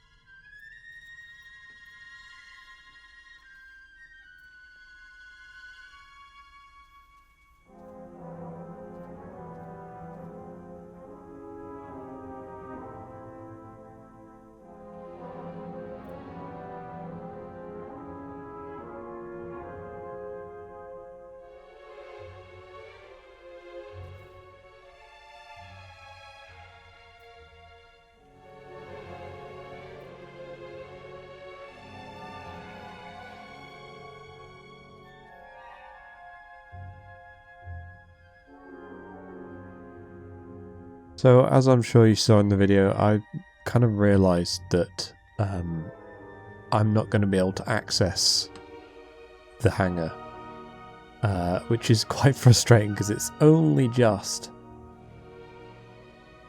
and I don't particularly want to make it that much wider. I'm wondering if I can. So my idea was that maybe to have it coming in from here. But I don't know.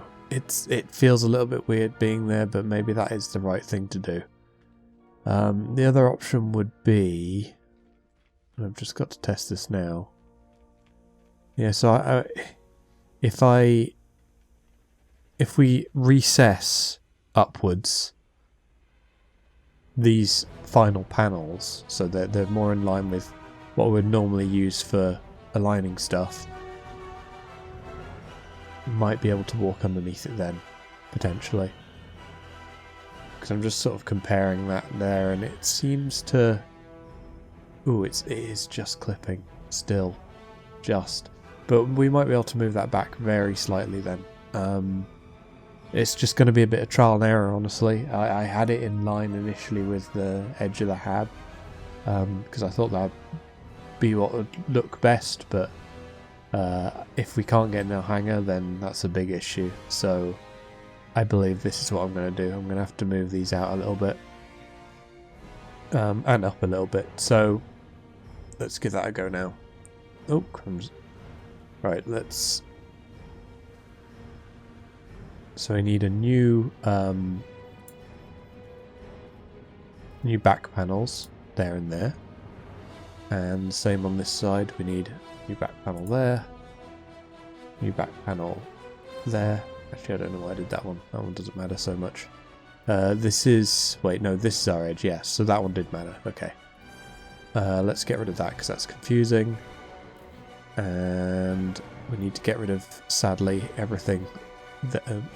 let's not do that. We get rid of everything there. Yep, everything underneath that basically gone. And I think that panel is okay potentially. Oh no, it's not. We need to align that again. Yep, so need to get any panels that seem to be out of line out of the way as well. Is that gonna clip? Potentially. So let's get rid of it.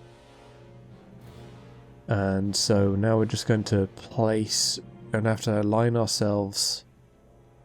Oh, that's the benefit of this, is that I can now actually see that. So before I was actually struggling to look underneath these panels to place this from an angle. I could line it up with this. So I'm just going to realign myself with that. And this is what I'm using to make sure these panels are straight. Is basically I'm looking for that edge to just disappear. Right. Yeah, it's about there, I believe. So we're going to now move these out, maybe to about here. What's a good reference point? Just above that light, that red light. That's probably our best reference. And again, make sure you place all of these down first because we're going to have to rotate the other opposite side. Is that far enough? Yeah, that's far enough. So it's roughly two panels long. Is that going to be a problem? Yep, that's a problem there as well. So we need to fill in just in here as well, which isn't too bad since we've got the panels already ready. Just a little hard to align it. Come on. No, I don't want to jump that far. Oh, crumbs. You can get a different angle. Yeah, that's a bit better, isn't it? About that. And what are we aligned with? Oh, is this not aligned? This doesn't look aligned to me.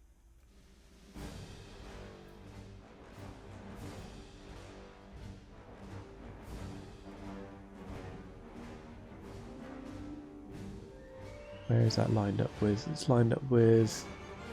It feels like we're looking at a very slight angle, but let's see if we can walk under it. That's the main thing. Yep, there we go.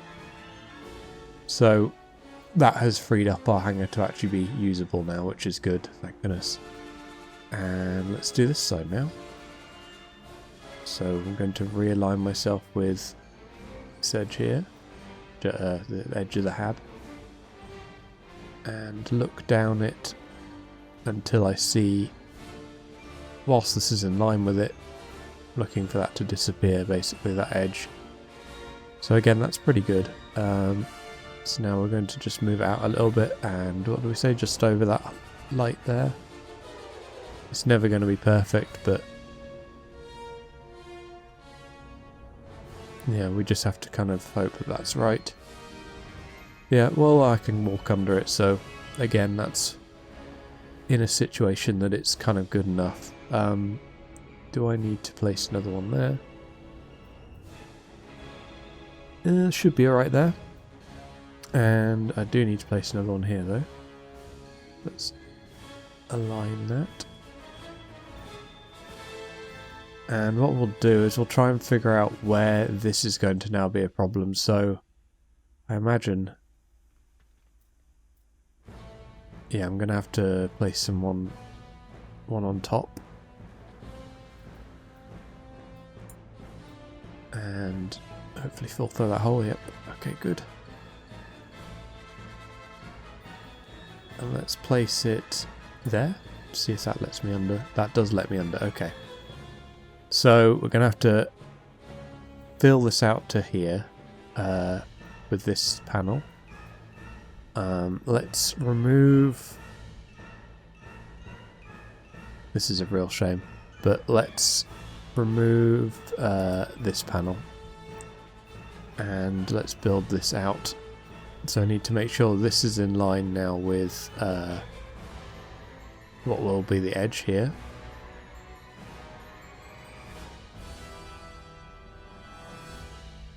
It's always good to give yourself as much edge that is contacting, so you can see the moment that it... Yeah, there we go. That's pretty much it. The moment that those are both in line. And let's place... Oh, you see that's not in line. Try that again.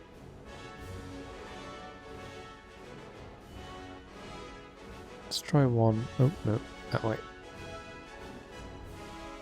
No, it was better in line like that, I think. Yep, that's as close as we're going to get. So let's get it on that edge. Come on. There we go. Yeah, close enough. And let's do this one here. Again, using the same little trick. Ooh.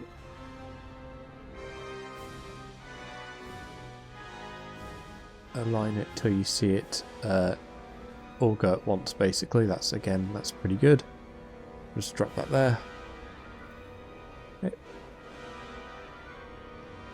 And we're able to walk under this. That edge there is kind of annoying, but it's what you gotta...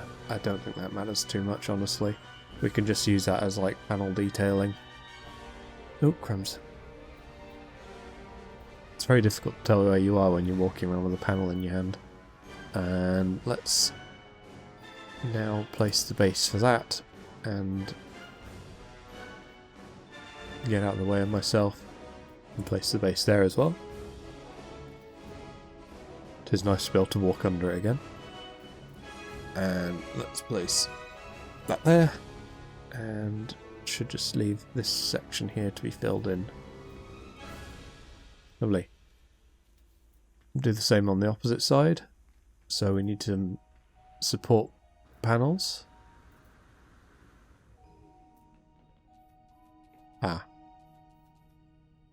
Yeah, we're gonna have to... I'm gonna place the support panels down first, and we'll have to delete these again once we've actually built. Where was it roughly? What would it be? We call this in line with... it is in line with absolutely nothing. Maybe something this way that we can use as a reference. Of course I can't walk under the panel now. I think we're looking at about there. Yeah, it's a little awkward to get an idea of that's in line with. There is absolutely nothing. There is this little dot here. That might be close enough. So let's call that so the dot just to the right of this floating light is what we'll try and line up with on this side. So there's that little dot there. And again, it's going to be very difficult to keep ourselves perfectly straight, but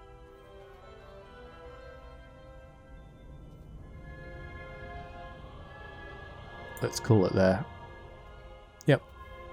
Able to walk under it. That's all I care about, really. And while we are here,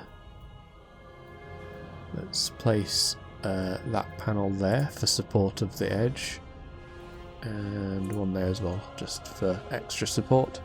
Now we need to replace this panel, this support panel, so let me just put that down, and maybe we can get one in there. Yeah, we can. Good.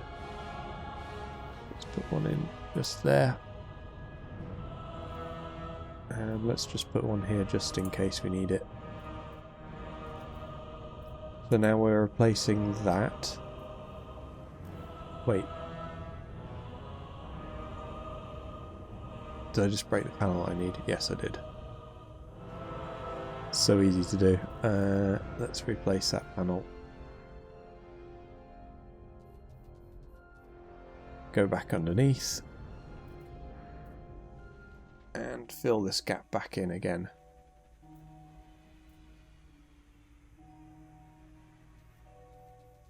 Okay, we've also got to replace that support panel back there as well.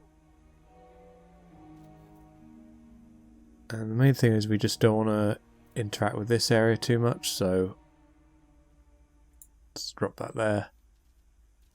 Yep, that's good enough. And we can get rid of these support panels, and we need a panel right there that we seem to be missing.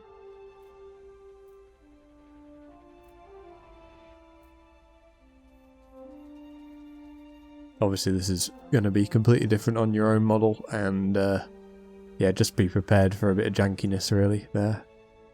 So we're getting rid of all of our support panels, which are basically any of the ones which are facing up with the lighter colour, so that one, that one, that one. And we'll leave those 3 in there for now, as they are basically the extra supports. Let's get rid of these. Okay.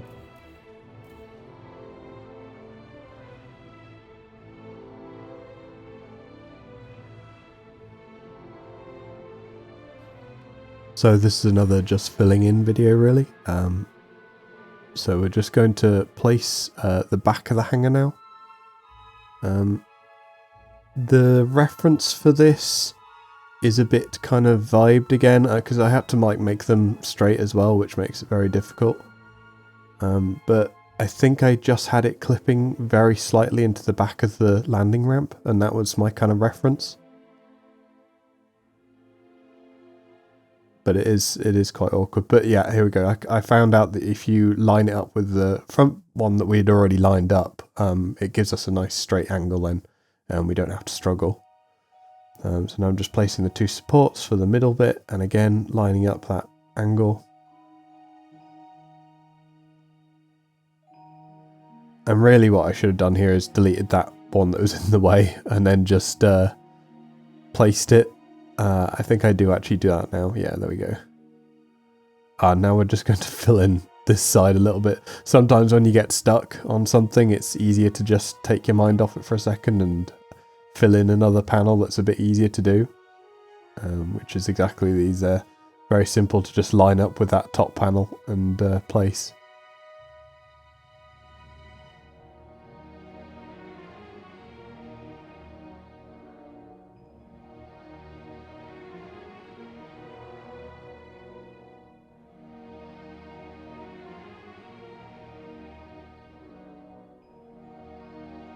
So it's exactly the same as the other side really, we're just placing down those support panels and then actually lining up our panel with the top panel again, or the face panels we'll call it.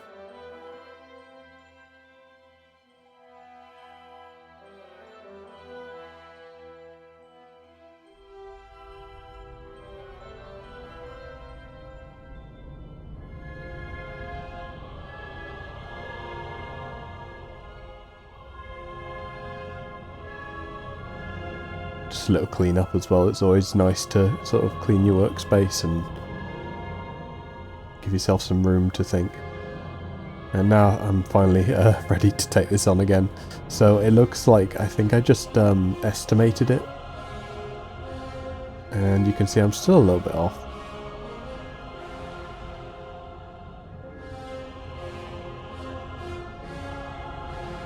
But my plan was to basically just make those 2 overlap, and then I can use the overlapping point as reference.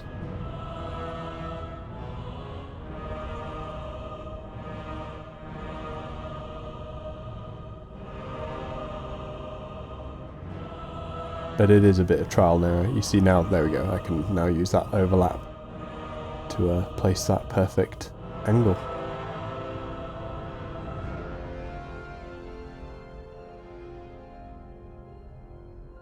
Now it's just filling in that back area really. I'm going to leave a space underneath for on the actual Venator. There is a kind of technology area. It's like a very Well, it's greebled basically. It's much like the sides. It's kind of like a greebled area. So I'm going to leave that area empty, and just bring the edges along the side of the habs instead. I was just lining up that panel so that we had a nice straight line. You can see I've left like a big gap in the middle there. And we will actually use a planetary base to fill that gap in the future. So if you don't have a planetary base, it's a good time to go and get one as well.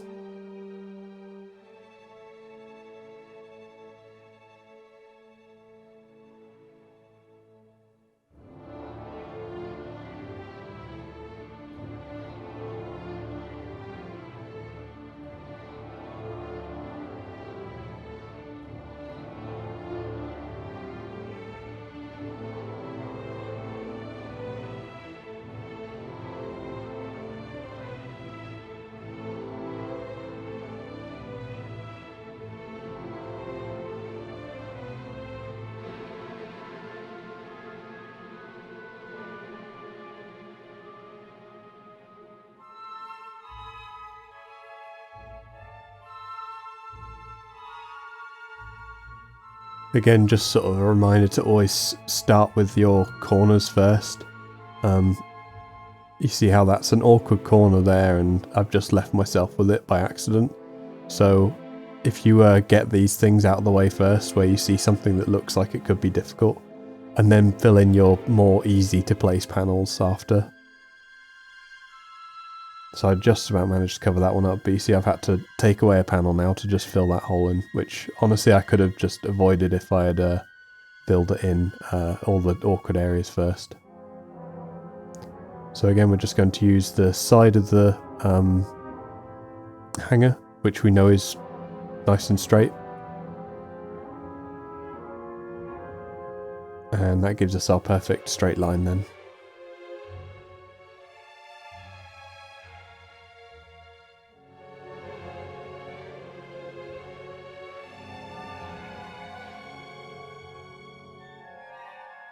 I'm just going to do a little bit of testing with the hangar as well here. I don't think I actually particularly do anything. It was just to like test things.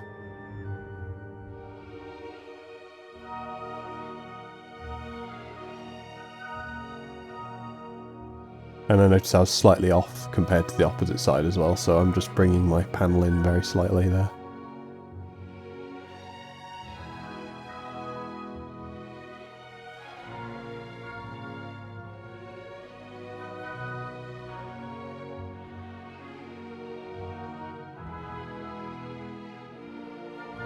And now, just like the other side, we're just going to fill this in.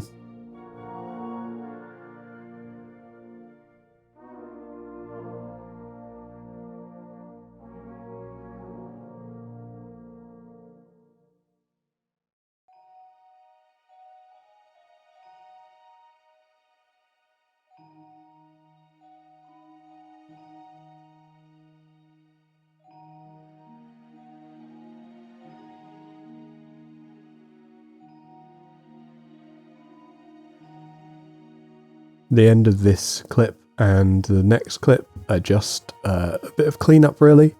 So we're just basically making a nice workspace for ourselves again and getting rid of all those extra support panels. If you want to skip it, it's roughly about 2 minutes. Maybe it's getting near about 1 minute now.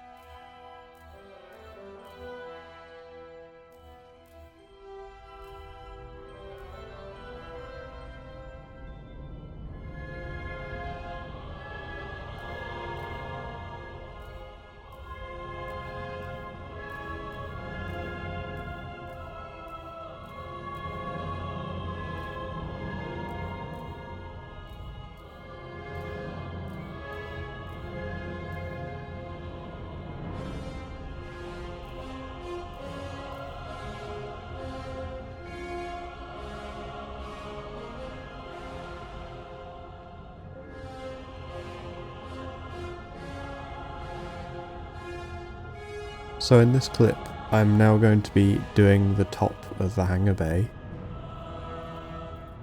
This is probably one of the most technical parts, is getting these angles. We'll experience it again with the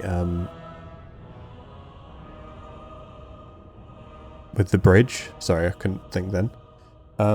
So these kind of angles are just very difficult to place.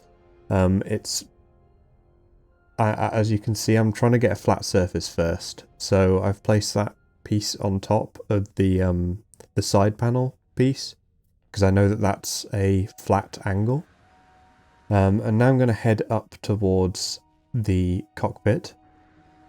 I'm going to be standing on top of the cockpit and aligning myself with the middle, or as close to the middle as I can get. And I'm going to be aiming down instead and clicking or rotating this panel up till I feel it's about right. Amazingly, I got very lucky with this because this was my first time doing it. So you'll see in a sec that I will click this up 4 clicks. That's four clicks of the rotation on the scroll wheel for PC. I'm not sure what it is on console, but yeah, try and click that up 4 times. You'll see I'll go back and forth a little bit, but 4 is the magic number. And I'll go ahead and place that down. And now the idea is just to bring that piece up to the top of the cockpit. So I'll go ahead and start placing those down in a minute. I'm just checking at the moment visually to see if that looks like it's lining up, and you know, it's a good test, but with just one panel there, it's very difficult to tell. So yeah, now as you can see, I'm just placing the typical technique of, you know, 1 under, 1 over, 1 under, all the way up to the cockpit. So I'll fast forward this section.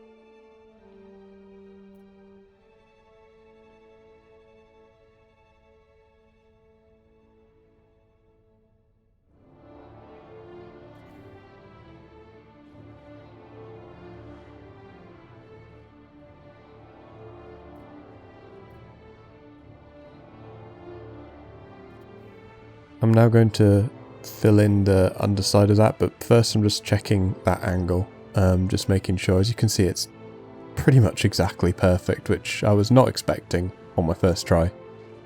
But yeah, now I'm just thinking about what to do. As I say, I'm going to start filling in that underside so that I have the supports on the left and the right.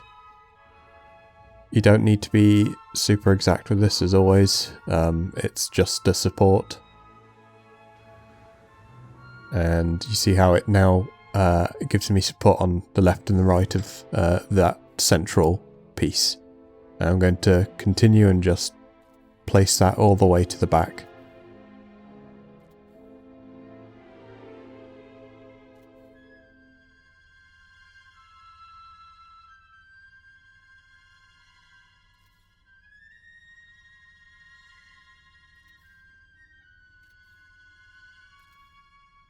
I'm now going to place the two side parts of the top of the hangar. So I'm going to align myself with the hab behind the cockpit, and you see that there is a kind of wide line that I'm aiming at now. That is where I'm aiming for, and I'm trying to stand on top of that, and then I'm going to just try and roughly aim for that point there.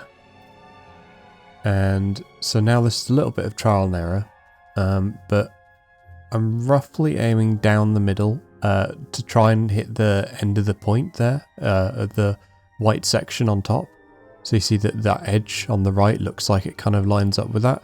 And I'm lining that up with my current position. So I'm looking down the edge of that and trying not to see any of the side of it. And once I'm happy with that, I've gone and placed it. And I'm going to do the same on the opposite side. So stand on top of that line, look at that point there, try and get it as close as possible to straight. And again, just looking down the edge of the panel on the left now and trying to align it with the front of the ship. I'm also comparing how it looks on the right panel. So you see the 4 dots at the kind of rear side of the panel are next to each other. And then at the front, they're overlapping by 1 dot. So you see there's 3 on each side where they overlap. And that's how I kind of lined it up as well. So now I'm just going to try and continue this line down. This is quite difficult as you're kind of, again, trying to manually align things, but also because of the way that the light is hitting these panels, you can't really see the overlap very easily. I do actually come up with a solution for that a little later on, which is where I'm lining up the back of the new plate that I'm placing and the one that's already placed, and just lining them up visually so that you can see that they create an overlap. You'll see that in a few minutes.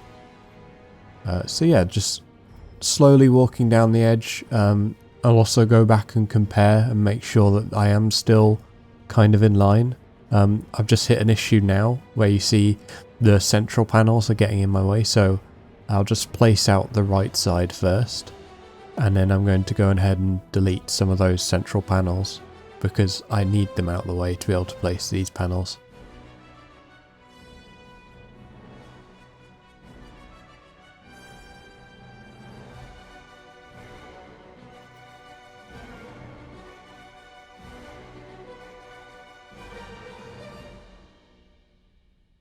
You can really see how that light is affecting how I place these panels now, because I really can't see that edge at all. As I say, I come up with a solution for that, so that's good at least.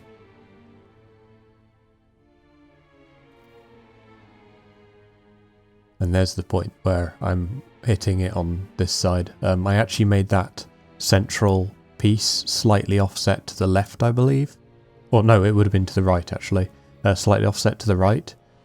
So even though these new panels that I'm placing are pretty much perfect, it just looks like it's off, but it's not. So there you go, you see me delete some of those panels, and I'm going to continue on building outwards till I hit to the end. So I'm going to fast forward a little bit now.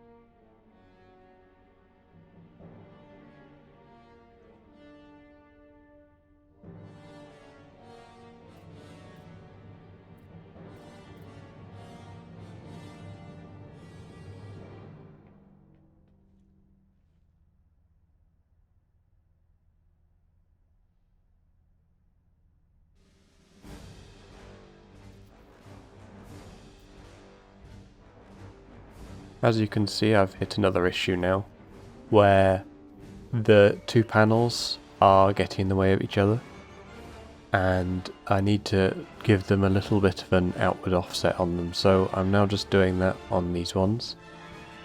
This is a bit annoying.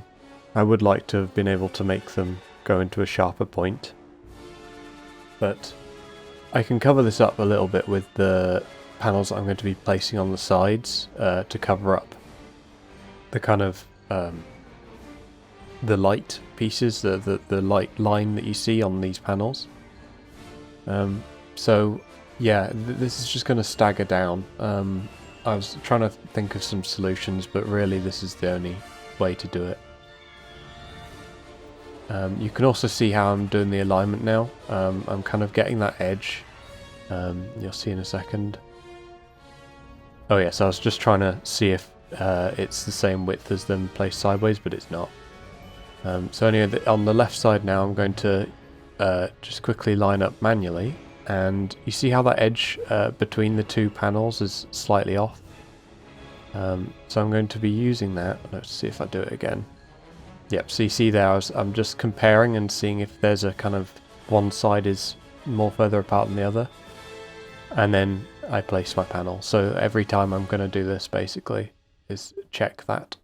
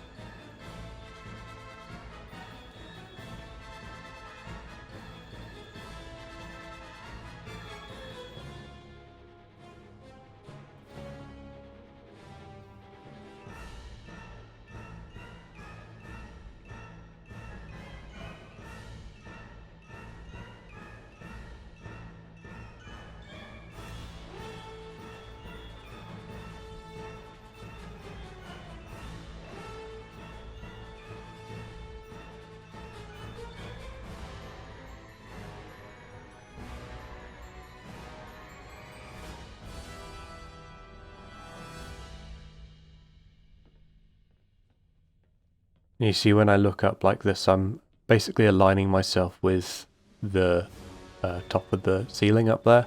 You see I've got my crosshair on that light down that goes directly down the middle. I don't know if all of them are the same, but I'm sure there's something in the center for most of these hangars, so if you can try and find one that has a central beam, it does help a lot with alignment.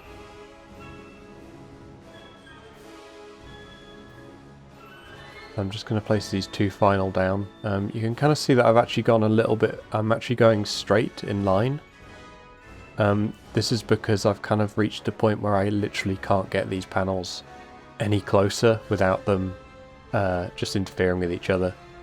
This again will be covered up much better by the little side panels I'm going to be putting in. You can really see how I'm struggling to get these panels close to each other as well now, and trying to get them looking like they line up.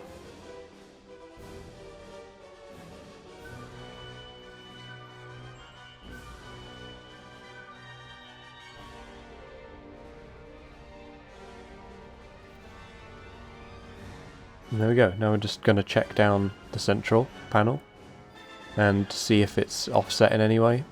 It does seem to be slightly more offset going right, but it's such a minor amount that I don't actually mind it. And again, the panels that are going to be placed on the side of this are going to sort of fix that a lot more as well. This is more of our base, basically.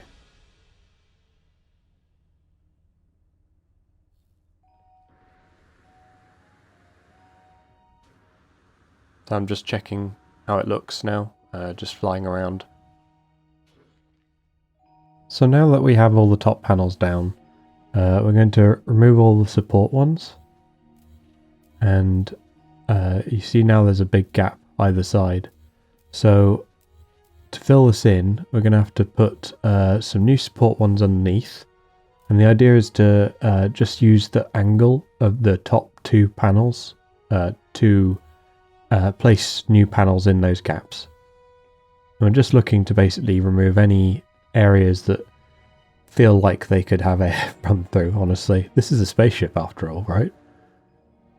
So just go on top now once you've placed all those base panels or support panels, and you see I'm just basically roughly filling in this gap, and I've filled it up till I hit my cockpit, and I don't want to basically go into my cockpit, so I'm just being very careful not to go too far forward. Next up, I remove all the support panels underneath. Yep, that's right. And now we're going to change the colour of all of the panels, which I forgot to do. I thought I had already done this. And I was wondering why my panels were so bright. And it seems I've forgotten to change the colour of the very first panel that we ever placed. So I'm going in now and replacing all of these. And just colouring it all in that first grey colour. And then with that top bit we'll experiment with the red. I'm not too fond of the red that's provided, honestly. It's quite bright. There's not really a lot I can do about that, I don't think. But I might be able to break it up more with like greebles and try and find something that can maybe darken it a little bit.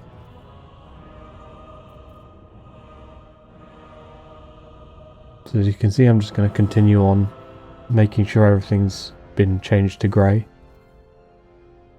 It's well worth watching where I do change to grey, because there's some certain panels that are sort of hidden in the hangar at the bottom.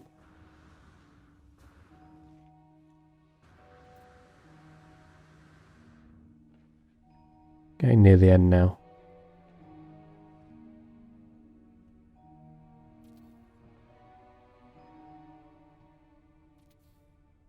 And there we go. And don't forget to do those end panels, yep. And this side as well, I forgot to do that side it seems. And there we go, that's all the panels coloured in. So looking at my reference, I've marked out this point here because right here is, since I'm probably going to be doing the one with the opening hangar, this won't actually open obviously, but the idea of it being the one that has the opening hangar I think is a little bit cooler, honestly. So behind that point there, so that the front part of the kind of indent, this all needs to be grey. So I'm going to make this grey. Now, I already have the colour selected, but the one I'm using is this one, grey and black. And we're going to leave those two, and we're going to put a panel on top of those. So we're going to scale this down a little bit, and this just gets rid of that nasty what's it called, clipping. In fact, I might leave this for a little bit to try and find a better solution, because this feels very chunky. I'm not a big fan of that.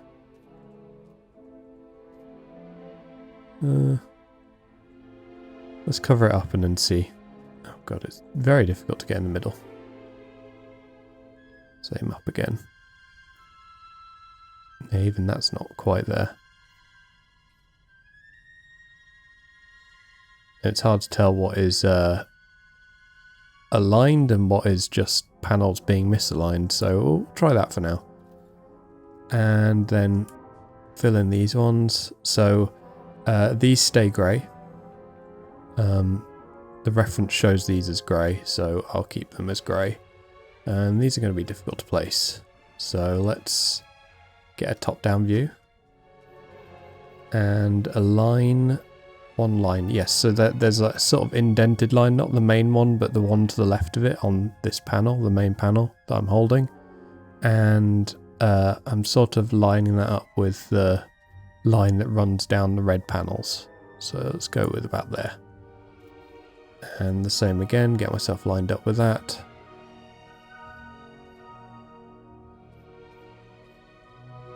And there's not really a perfect one here. Go back and forth a little bit. Yep, let's go with that one. Wouldn't be surprised if this is slightly further. Yeah, it's slightly further forward, but that's fine. Not entirely sure why, because those are the same size, but whatever.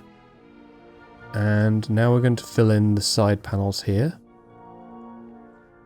Now, I think it will actually look better off with these on their side, but it's going to be very difficult to place them, so be prepared.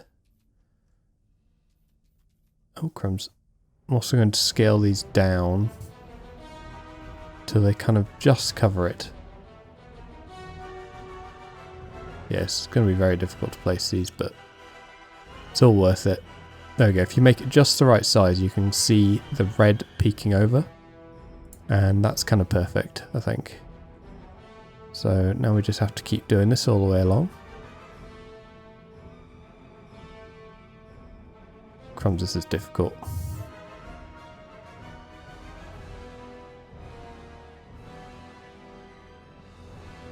I just want that red slightly peeking over without any angle on it. Very difficult to do. I think we're just going to have to go with close enough a lot of the time.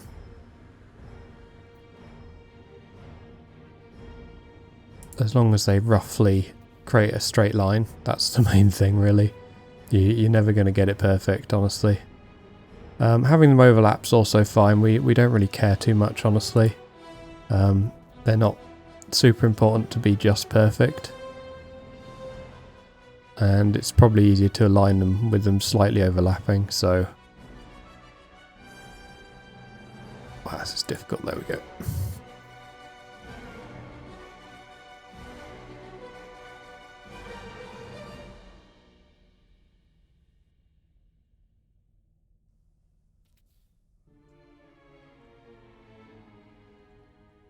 And oh, you get closer and closer to the edge as well, so you're going to fall off quite a lot. I'm going to manually try and rotate this a little bit. There.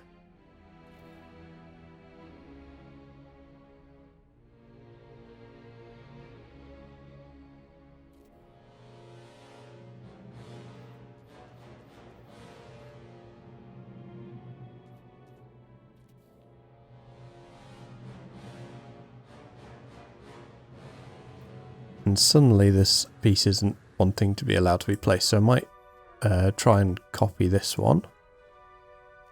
Interesting. So it might be to do with where we are, because we're quite near the kind of exclusion circle, so it's possible it doesn't allow small parts that far out.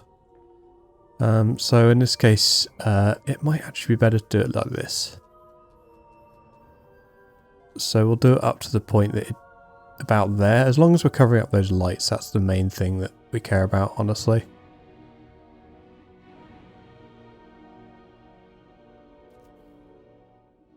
And again. Now where do we line it? We lined it up with the middle of the panel. So you see this middle line. We'll try and get as close to it as we can. It's not actually liking going too close, but around about there. And again, don't worry too much about this end piece. We can, as long as it's not much bigger than that, we can sort of fill this in and add detail and stuff. So now I'm going to go in and fill in the opposite side. In this clip, I am going to be filling out the sides of the kind of central hangar bit, the red bit down the middle. So I'm just going to, these big pieces I'm actually not going to be keeping.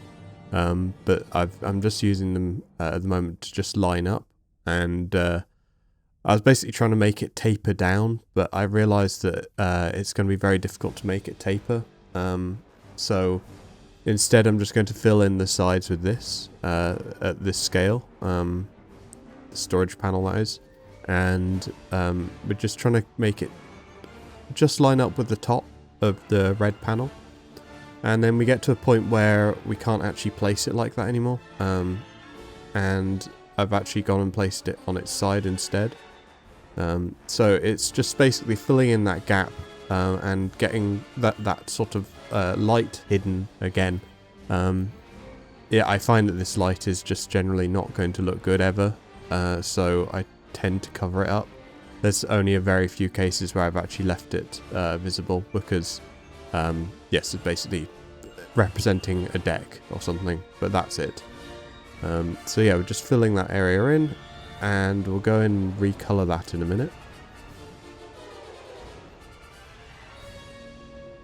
So we're going to grab that red color. I think it's red and white. And thankfully, because it uses the main color, we can just fill this all in. And you see I've left the end at the moment without any color, and that's because I'm trying to make it so that it basically looks like it's tapered still. Now working on the bridge. Be very careful when lining this up. As you can see, I'm actually not in line here, and I'll build this whole next section wrong. You have to make sure that this is absolutely 100% in line, and you can use the blue rotation thing that you saw earlier to basically align that with the ceiling of the hangar and the actual the hangar that we're in. And we want that absolutely dead in line, because this is basically going to control how in line the entire bridge is. So you'll see in a minute, once I've actually filled in these sides, how out of line this is. Sadly, I don't know why, but I think I might have not recorded it, perhaps, or mistakenly not recorded. But basically it's the same build process. Yeah, you can see now how out of line that is with the cab. Yeah, with the cockpit, sorry. And yeah, it's just the same build process as this. You just make sure it's absolutely dead in line. And you'll see in the next clip that I've actually fixed it. I'm really annoyed. I don't know why I didn't record it. As I say, perhaps I probably just mistakenly didn't press the record button when I was doing it. I've done this a few times in this build, and it's been very frustrating because I've either had to rebuild or I've actually not noticed and then gone too far ahead to basically go and delete stuff. And this is one of those cases where I couldn't go and re-record it, so I'm sorry for that. So just filling those side panels, and as I say, you just want to rebuild that, but make sure it's absolutely dead aligned. So now, as you can see, we've sort of skipped ahead a bit, and that was probably that clip that was missing, because I definitely built that side on camera, or I thought I did. So I managed to record this part anyway. So it's the same process as the opposite side, and basically at that point I was aligning that side panel with the kind of point that I've already created at the top.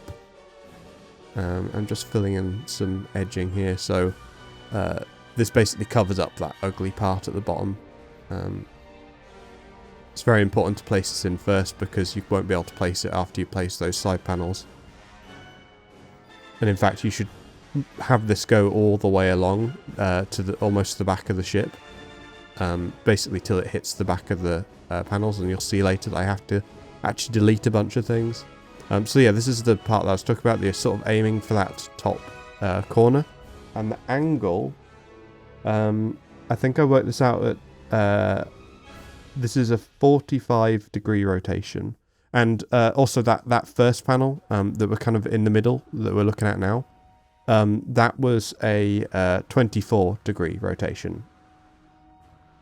So I'm just now figuring out how I actually did it, because this is a few days later.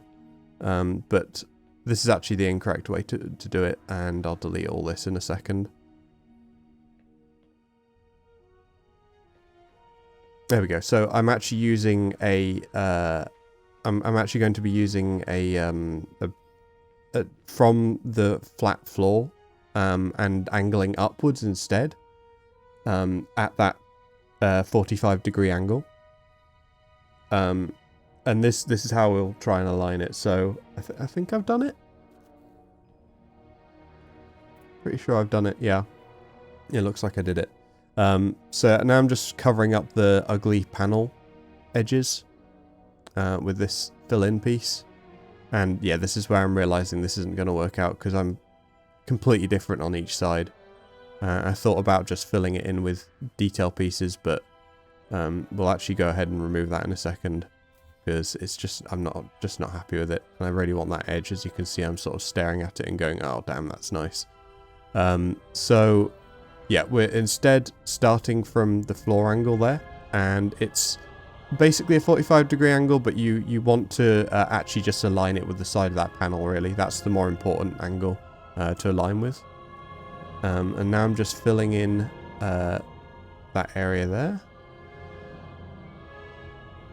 And it can get quite annoying. So I've actually stood on top of the corner of that panel, and now I can get a little bit more angle in.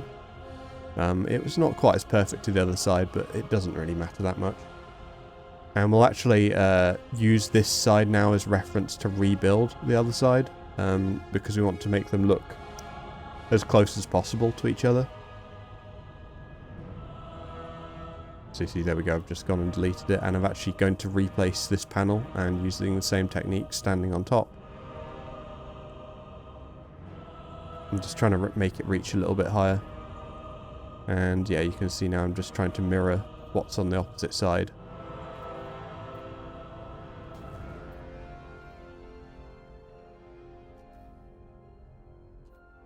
And just fill that in with nice little detail panels. Now as the next angle. This one again, you want to aim for that sort of top corner. And I will actually probably rebuild this, I think, because I want to replace those panels at the bottom. I didn't actually write down an angle for this, but I estimated that it was 50 degrees. But really what we're trying to do is make that kind of space at the bottom of each of these angles the same. So you see how you have the main angle that's shallower, and then you have the 45-degree angle that we placed a few minutes ago. And now this angle is again trying to line up so that it creates this equal space between them and kind of makes a gradual sharpening of the angle. You see now I've realized that I've got to delete that and then fill this in a little bit. I'm just checking the other side to see how far I went back.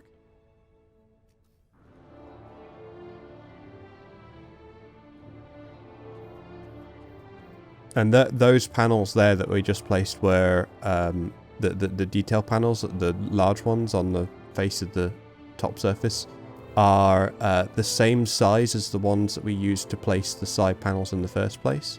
So that edge one that you see now on the left of the ship, that's exactly the same size.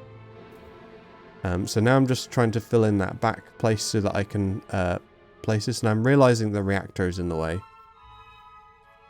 So I'm going to have to move the reactor, and I'm also going to move the gun at the same time. If you haven't actually started building yet, it might be worth actually moving the reactor here already, because it doesn't actually affect the build in any way. So you see I'm placing it in between those engines instead. And then the gun, I'm just finding a spot for it, really. There's not really anything important about that. It's just there to complete the ship. It's not important. So now I'm just making a straight top surface. And we're now just filling in those panels. And we won't do the back just yet. We'll do another video for the back. So that panel there is actually exactly the same angle again, so it's 50 degrees. Or, as I estimate, 50 degrees.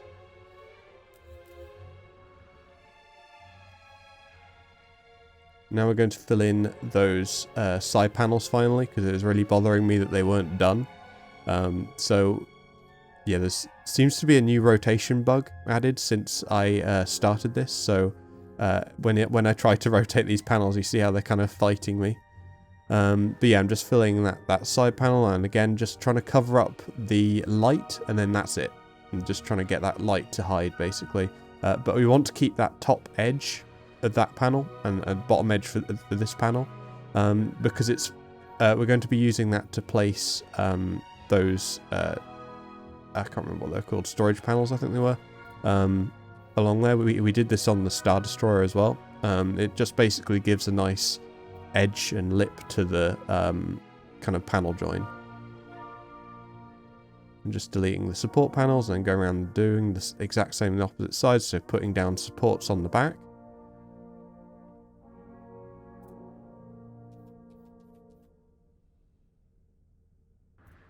And again, fighting with that rotation problem.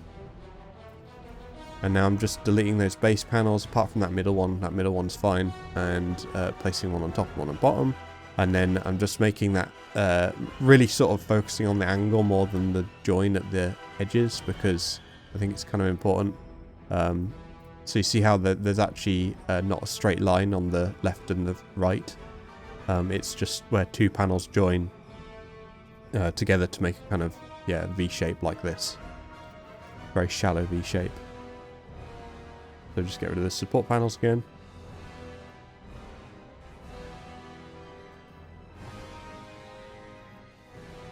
And now we're going to try and build the top of the bridge, I believe.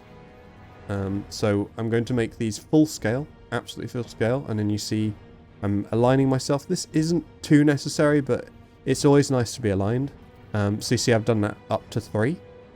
And I'm placing one more base panel, and then I'm placing this one, and this is our final one that goes on top. Now we're deleting all those supports and going to continue this line out to the back a bit. And again, really make sure that these are straight. The entire basis of your bridge will be based on these. So absolutely 100% make sure that you are dead on straight. In fact, I didn't even place that first one straight, and you see I'm actually trying to correct for that now.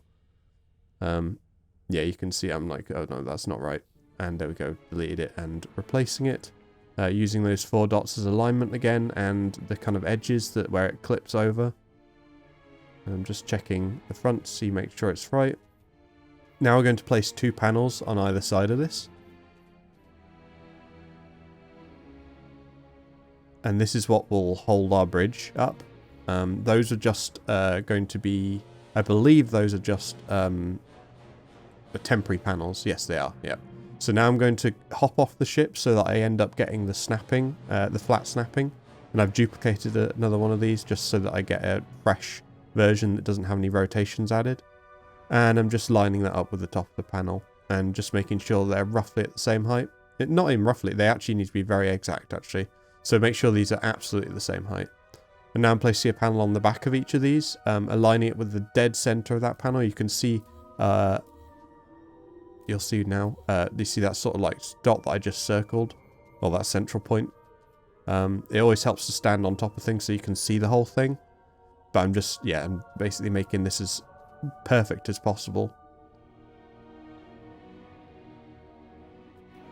And now we're going to fill in those 2 faces there. I'm just going to grab one of the storage panels and scale it up till its edges are at level with the faces of those panels. I'm just getting rid of those lights again.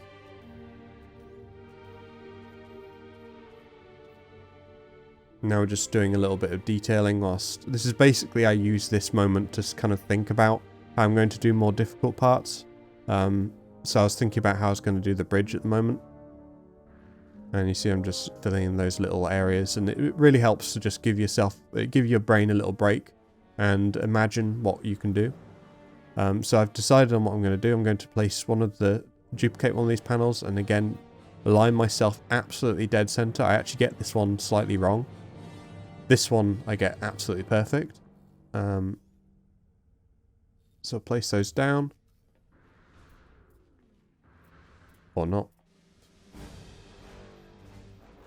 There we go. And then I was looking at it, I was like, oh, those windows kind of look like the bridge already. That's actually working quite well. So we'll use those 2 panels as a base. Yeah, I really like how those actually look like windows. We'll actually replace the front of the panel because I wasn't too happy with that. But yeah, those little windows are quite cool.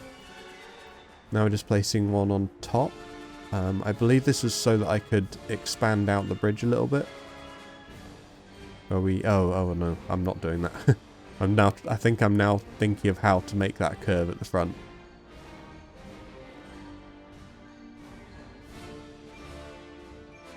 And you'll see what I actually end up using is upside down bowls.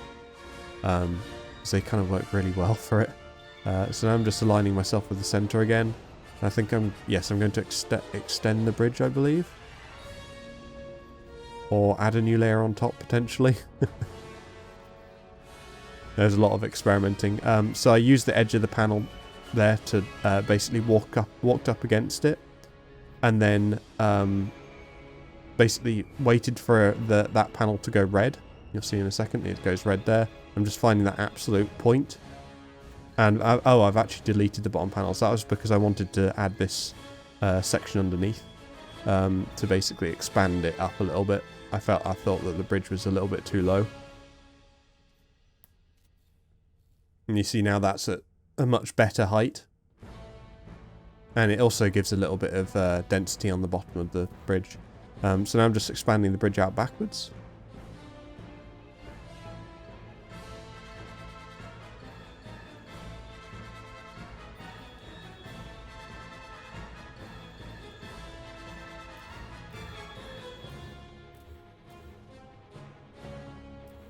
I'm going to place another bit of detail on the bottom there so that I have a support. Just aligning it with the other one.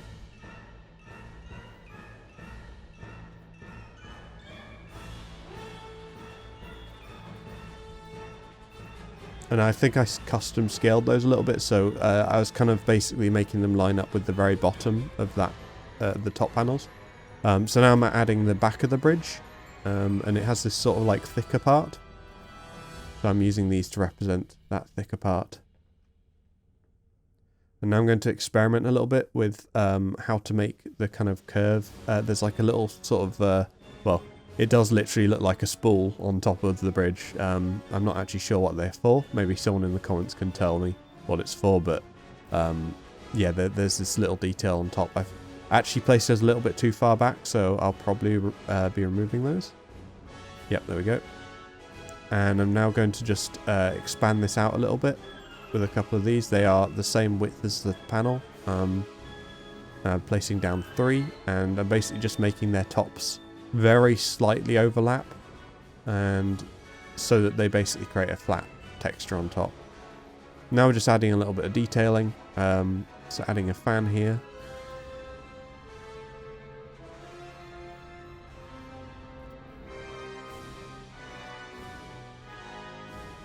And now we're going back to that spool and giving it a rotation.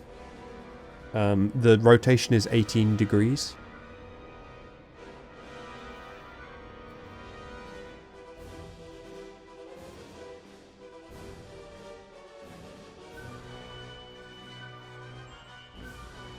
And at the moment I'm thinking that the bridge is looking a little bit too thin. Vertically too thin. So I'm going to probably be adding a little bit of density to that. But yeah, right now we're going to be making the front of the bridge. So the sort of curved face. And I'm using the plate, as you can see. I'm just scaling that up to be a little smaller than the panel, but not too much smaller. And now I'm just going to be experimenting quickly. You can kind of ignore that. I'm realizing that I can't place anything on the sides of those plates because they are too thin. So instead I'm placing another one of those plates down on the bottom, and it's just at the point that it clips through that panel. And now we're going to try and add the bridge lights. So I'm using the bottom of the plate as the base for these lights. And then I'm just rotating it and giving it the impression that there is a bridge going on there.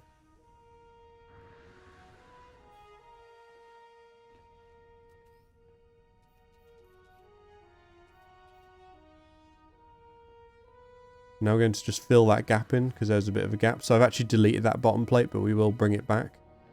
So first off, I'm filling the gap in at the top. And then I'm sort of leaving a bit of a gap for the windows and filling that in there. And now we'll add back the plate. I've just duplicated the top one so I get the same size. And again, just at the point that it clips through. And I'm pretty happy with the front of the bridge. It does need thickening a little bit. But we'll sort that out in a second. So now I'm just thinking of filling in that detail a little bit now. So I'm adding a second one of these fans.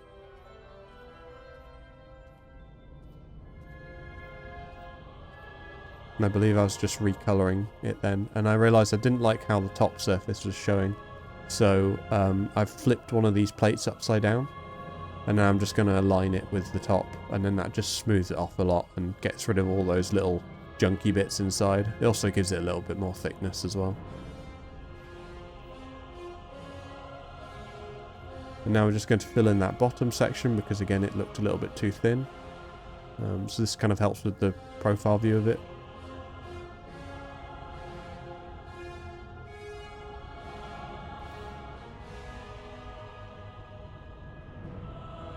And now filling in the top as well, just to give it a little bit more thickness.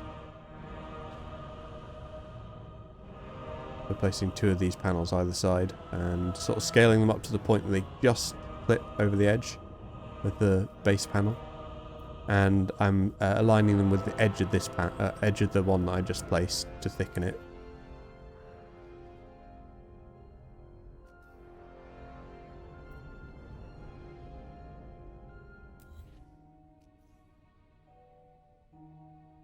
And now I'm just going to make the back of the bridge. I've just rotated one of these round. And I've scaled it down a little bit so that it's sort of the same size as the bridge pieces. And then just made it done the same on the opposite side but flipped it around. And I still think the bridge is a little bit too thin, but first I'm going to recolor everything. I don't actually know if you need to actually recolor those plates. I don't think they actually get affected by color, but I tried to anyway. So now we're in a second clip, and I'm just fixing this because I noticed they were aligned from the one on misaligned from the one on the right. So now they are perfectly level, and I'm just thickening the back of the bridge now with 2 more of these.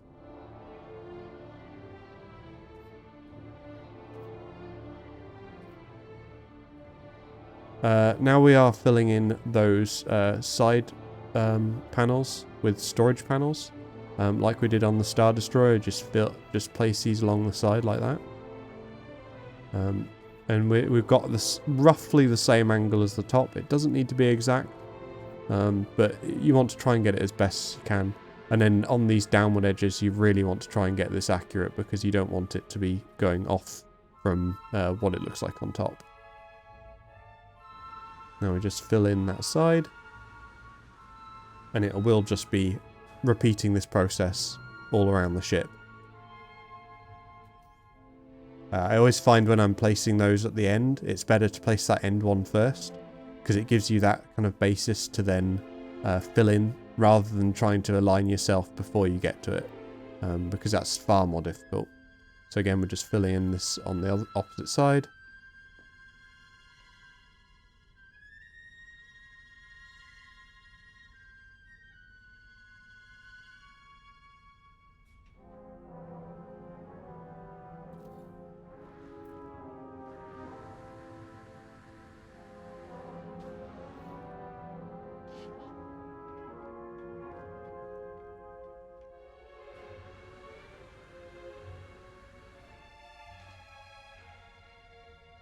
And I was just taking a moment there to think about that end position. I'd really like to fill in that end nose point, so I think I do that in one of the next clips.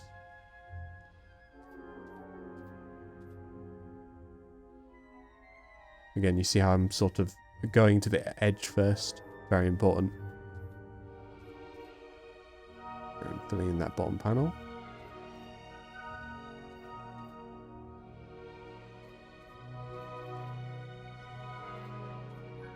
I actually didn't leave myself very much room there, so I had to be quite careful with how I did that.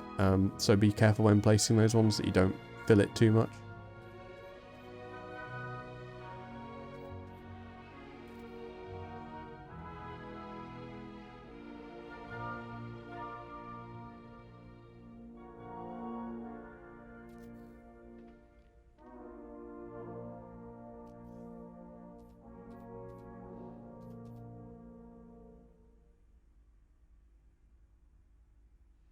And now we really sort of have the shape down of the Star Destroyer, which it, sorry, the Venator.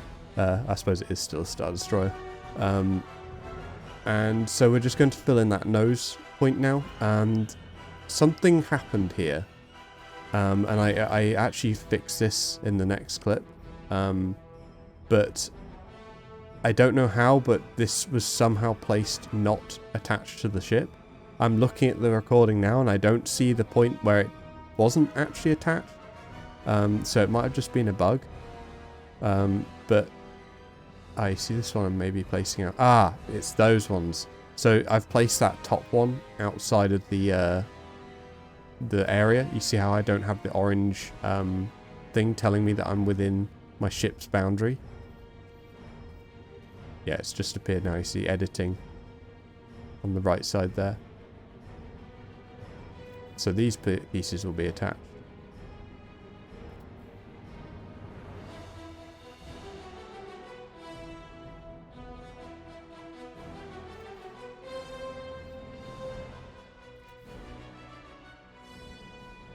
Yeah, we're just trying to kind of replicate how the end looks. It has those sort of like 4 dots on either side, and yeah, it's just got this sort of like area where you can. I suppose it's a hangar entrance. It looks like a hangar entrance. So I'm going to leave that open because I quite like that. And then when we do actually do the interior tutorial. Which will be a separate tutorial, by the way. This won't be included in this one because it's not too important really, but it's only if you want to make an interior. So as you can see, all of the bits on the front that I placed in that last clip don't seem to have attached. I'm not sure why this was, because I was checking when I was placing it that I was within the boundaries of the placing area. But sometimes it might have just been because I placed that one wrong or something like that. And that meant that all of these are attached to that rather than my actual ship. So what we're going to have to do is going to have to rebuild this front section. But it's not too complicated, it's just a couple of bits. But yeah, just to be aware of that. Hopefully you didn't personally end up with that issue. But if you did, it's the same process that I showed. So just make sure that you have that yellow box showing up that you're placing it on your actual ship.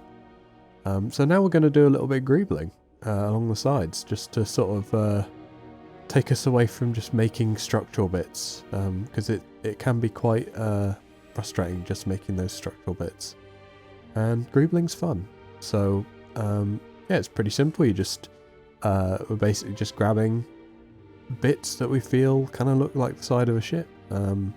We have some storage containers, gas containers, some fans, all sorts really. It's whatever kind of fills it out.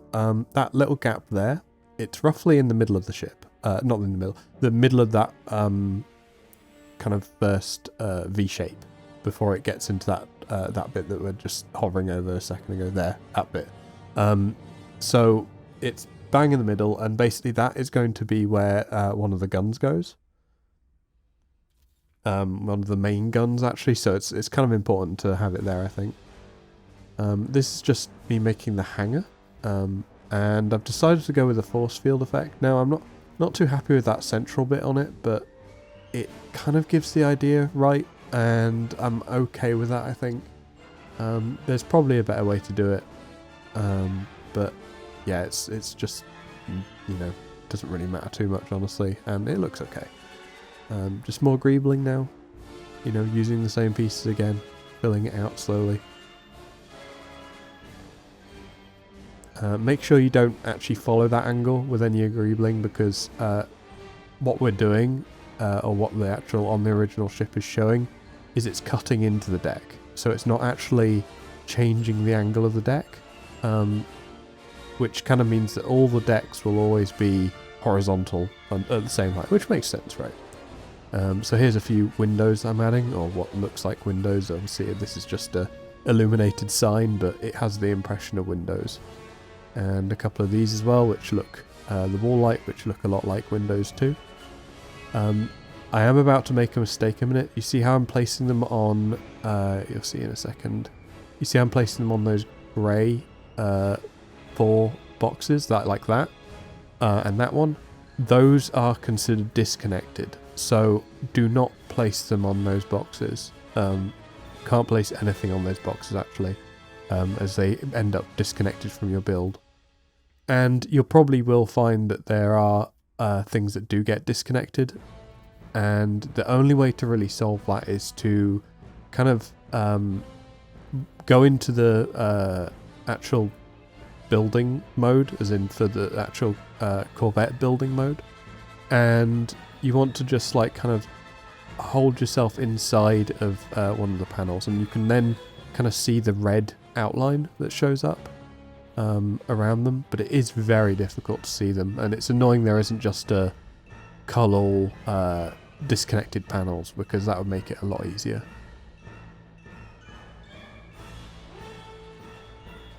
I'm just filling in the final little bits of detail on this side.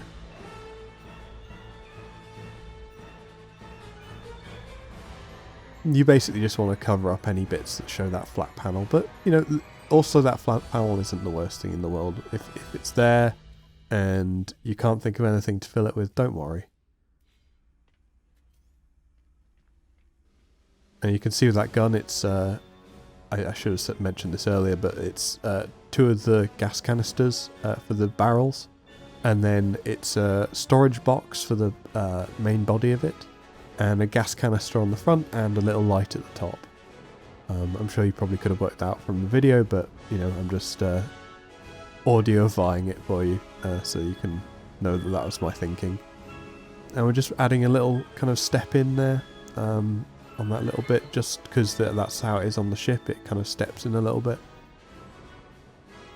And we're covering up those little light panels again, because they don't belong there on this stage. Not in this stage, on this side. And now we're just recoloring. So setting everything to, I believe I set it to a darker grey this time. Simply because we are inside the side panel and we want it to kind of show that we're inside that panel. And yeah, those 2 are now lighter pieces because they are top and bottom panel. And you can kind of ignore this clip. I was experimenting with covering up some of the panels with, or like some of the tubes with the decals, but I decided to get rid of these in the end. They, first off, are just very difficult to place. They're not fun to place at all. And secondly, they kind of get in the way if you want to rebuild something. And they also don't let you place any decoration panels anywhere near them, which makes them even more awkward to use. So I do actually go ahead and delete these. You could, in theory, go and do this at the end. But it's not really that necessary. I think the kind of more gold look just gives a bit of difference to the texture of the side, and without it you kind of lose a little bit of depth. So we're finally now in this clip going to fill in the back of the bridge section. So you can see that I've actually kind of vibed this angle, and it's kind of just what are we lining up with here? Oh yes, you see on there's a connection between the 2 halves, and I was lining it up with the bottom of that. You can see on the edges there, the bottom of the angle, and then the top of the angle lines up with the bridge connection bit right at the top. And now we're just filling in this panel, so we're giving it a flat top, which lines up with the top of the bridge, and then that panel there lines up with that back panel that was at an angle that we just placed.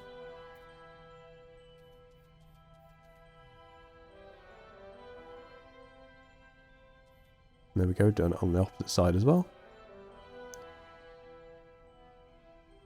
And now we're going to make a back piece. Now, I actually rebuild this, so don't go ahead and build this just yet. But the idea is to basically just bring this down an angle. Now, the reason I'm rebuilding it is because I actually placed it too far back, and it just stuck out too much from the rear end. So I eventually go ahead and move these panels forward. I suppose the build process is pretty similar, honestly, and it's just placing down those panels. Yeah, you see it looks far too long.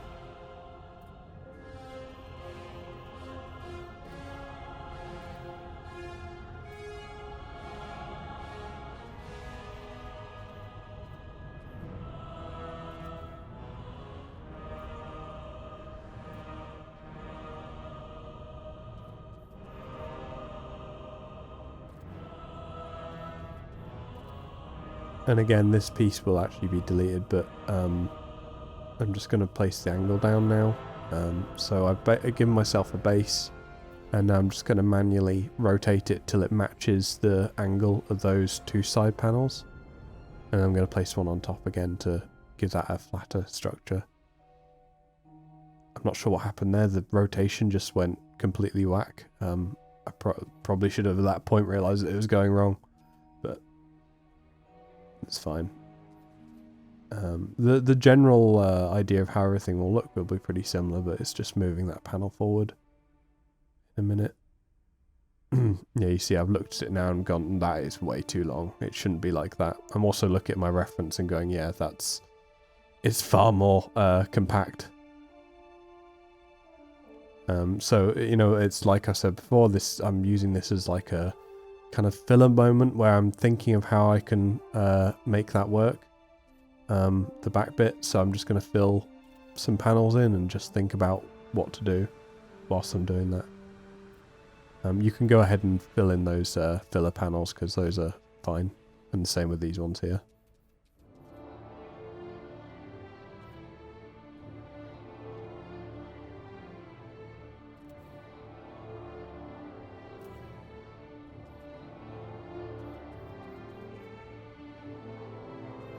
And we will keep this, so I'm actually filling in that angle now. I just realised I can't get out, so I've locked myself in, which is quite funny.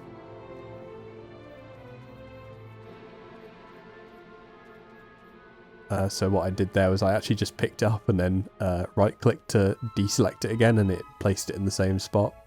So that's a good tip for getting out of tight areas, potentially, is picking up a panel that was already placed.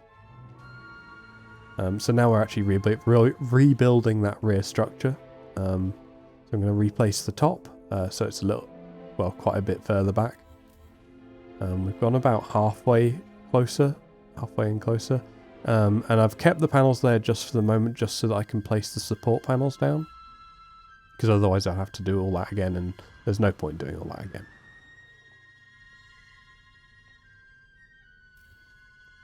So while doing this, I've also increased the angle to kind of, it's not far off 45 degrees, it's probably, yeah, let's call it 45. So you're roughly trying to go for like a 45 degree angle backwards there.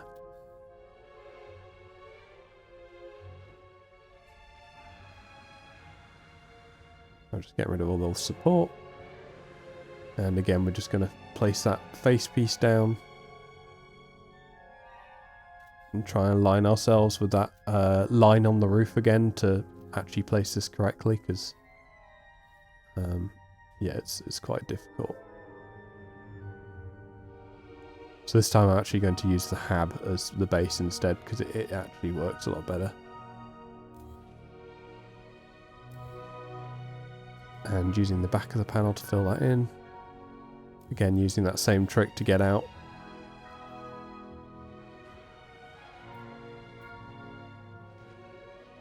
This was a very difficult panel to place because it really didn't want to be put there. Oh, and it seems I actually gave up trying to place that, and I just filled in the area with Greebling instead, which worked fine. It looks fine, and it's actually closer to what was on the original ship.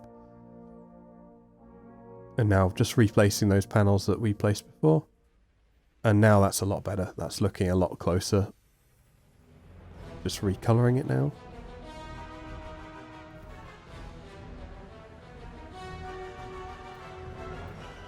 So I've been thinking about the engines, and I think I'm going to go back to sort of close to the original design. I'm going to have them in line with these, which isn't actually very correct to the actual ship, but it's kind of impossible to get them in the right spot, because if I lift them up even slightly, they poke through this top surface. So what I'm going to do, I'm going to add a hab down here as our base, and then add the engine there, and flip it, and add it there. And I've just noticed I've got disconnected modules somewhere, which is... where are those?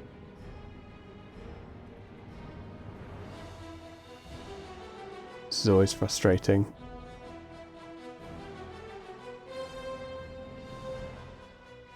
Well, hopefully you guys haven't got this issue, but I'm going to have to go for a little search. Oh, is it all of that? I think it's those lights. Yeah, oh, crumbs. Yeah, it looks like it's those lights. So let's see if that does it. Quite frustrating. Oh, where are they? That one. Oh yes, it does actually highlight it. So it's that one, that, something there, that one.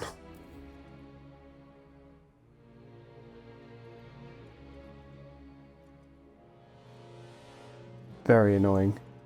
And, oh, I think I saw someone here. Oh yeah, it's these again. Or just that one actually. So this, you might have to do this on your own ship as well. It's just go over, yeah, there we go, got rid of them. Go over all the lights that we did in the Greebling pass, because some of them seem to be disconnected. It seems like it's the ones that are on the base plates that we used seem to be fine, but the ones that you place on these seem to get disconnected. So just bear that in mind. Anyway, yeah, so we've got our engines there. There's the lightest bit of peeking through there and on the bottom, but it's so minimal that I kind of don't mind it. Yeah, I'm gonna be adding the stripes as well, which might actually help cover this up a little bit. Also probably changing the color helps a bit as well. Let's just change the color on those. Set everything to the same. Okay, and I'm going to attempt to delete this hab, see what happens. Okay, yep, that seems to be fine. So go ahead and delete that hab as well. And yeah, we can now finalize the ship. I suppose we could try some edge engines here. I don't think these are going to work. They are in the original design, but I'm thinking, yeah, these probably aren't going to be working very well.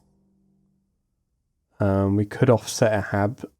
No, because it's above there. No, we'll fake these. There's a little engine here, and there's also a little engine in between them, I think. So like they're all very close actually on this model. And I think there's also an engine inside there somewhere, but we probably... oh, actually, we might be able to do that one. That one's actually fine. So yeah, we'll add those in a minute now.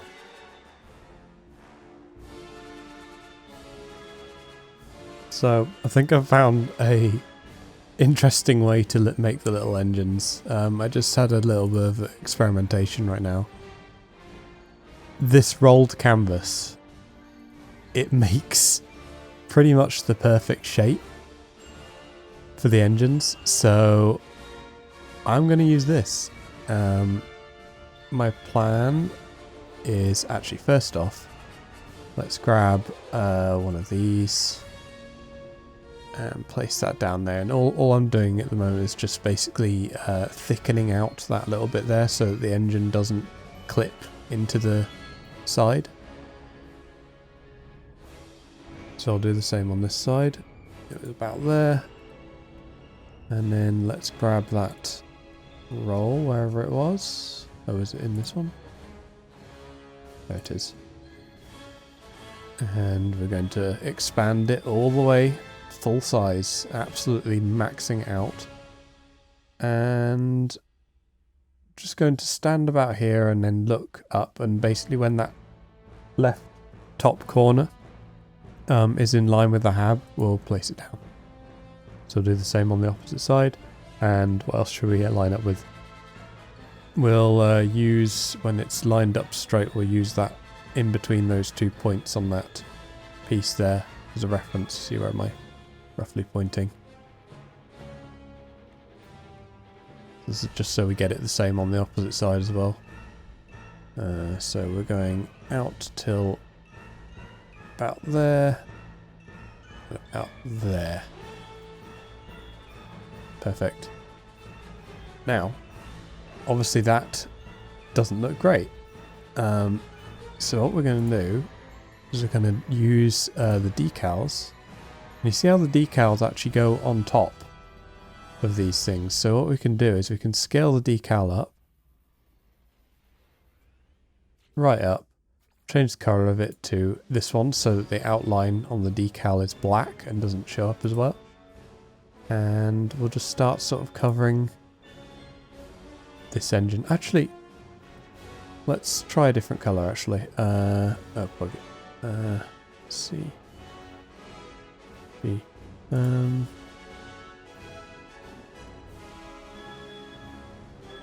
Yeah, I think we'll actually try with the black one. I know it has a yellow outline, as you can see here. This is always the outline piece, but it's much closer to how the engine should look, so I think that's actually what I'm going to do. And we can duplicate that. And I've rotated the opposite way, but it doesn't really matter as long as we're just covering up the engine. In fact, those yellow bits kind of give it like lines along it, which is actually quite nice. Only downside is that other engine's getting in the way, so maybe if we up here, yes, that works. To re-rotate it again. And another one there. Yeah, those yellow lines actually really work. I wasn't expecting that. But you see how the ropes on this kind of even look a little bit engine-like as well, which is quite nice. And we just keep adding those. These can be a little bit difficult to place because they like to snap to weird things. So you're never really sure exactly where it wants to go. I'd really like that to be able to cover that edge just there. There we go. It's never going to be perfect, and for some reason when you change angle, it kind of moves them in and out for some reason. I don't know why. We can add some lights to the end as well, which will help. Let's just fill this side in. This side's much worse because we've got much more red on it.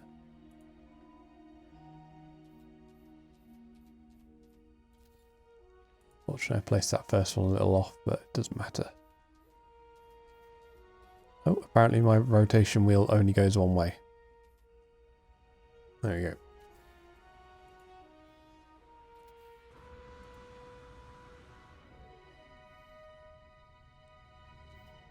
Just fill in that bottom edge. Then we'll... I don't really want anything on here, so I think I'll just avoid filling that in. Let's try and get that top edge, I guess, because that's rather ugly otherwise. If we can. See, I'm not even actually aiming at it, but apparently that's filling that in. Oh, it didn't actually fill it in. Okay. That did? Maybe? Yep, okay. And now we can add some lights. Give the impression of engines, which are in here. Blue lights for the ship. And can't be resized. Okay, so we'll see if how many we can fit on. Oh, make sure you're inside the editing area, which you can see on the right when it highlights orange. And there we go. Ooh. Oh. Interesting. Well, maybe that won't work then. So the alternative is to just continue with the shapes. To make sure I'm not accidentally painting something behind though, that's the only downside with these shapes. And again, they have to be in the editing area.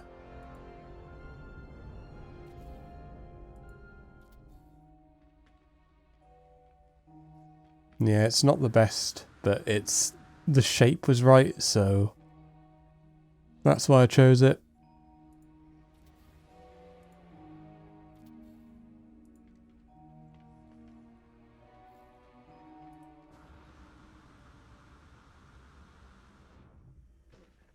Yeah, I'm not a huge fan of it, honestly, but it was the only way that I could find to do it. Every other piece didn't really scale up to the right size. Like I tried these and they're a bit small.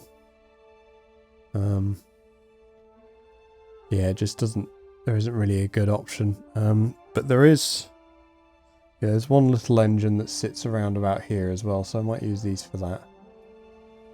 Just try and line myself up nicely.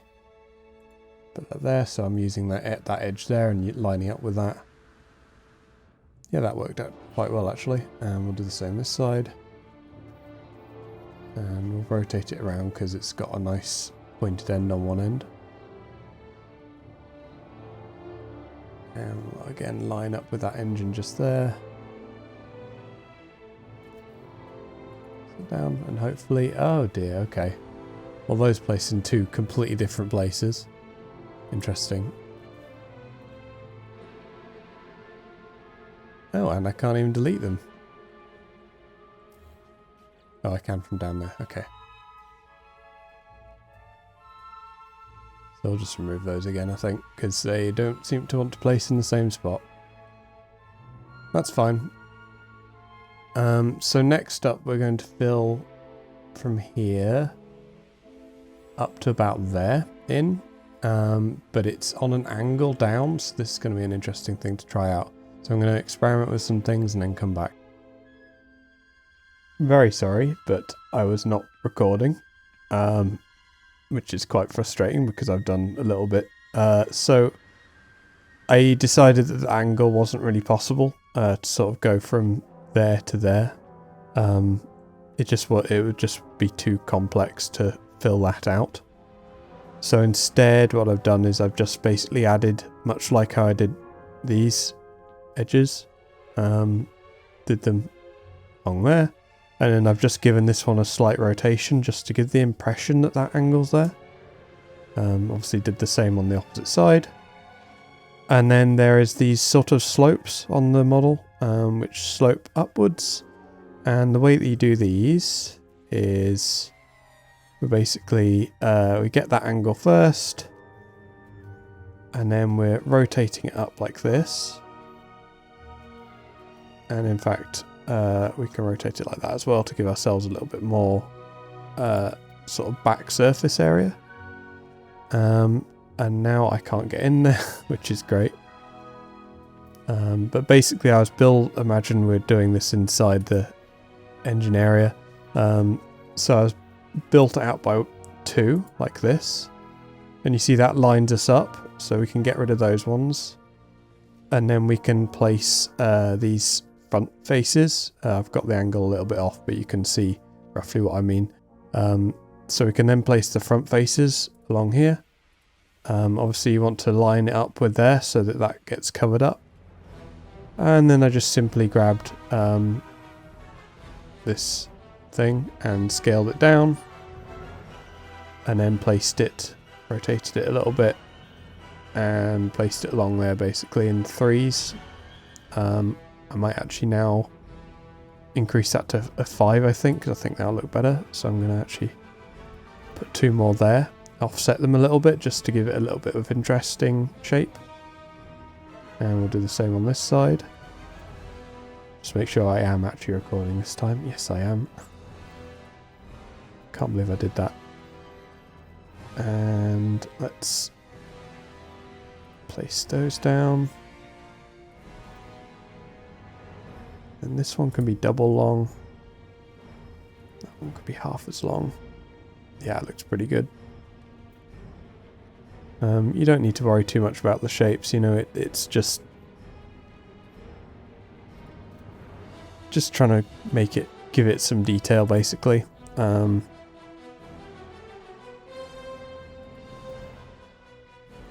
Yep, there we go. So, you know, they're not going to be perfect, but they kind of, you see how it really kind of blends in and just gives it a little bit of kind of engine cowling feeling, and yeah, it's nice. And then this area here, I've decided to basically just fill up with a little bit of greebling as well. So I'll probably use this. Just sort of place things in there really. It doesn't need to be perfect. Oh, let's get rid of that as well because we don't need that now. That was just a demo piece. Scale some of these up, give it a little bit of impression of tubing going places, maybe rotate it a little bit. Have one going in there. You know, we're just giving the impression of an engine basically.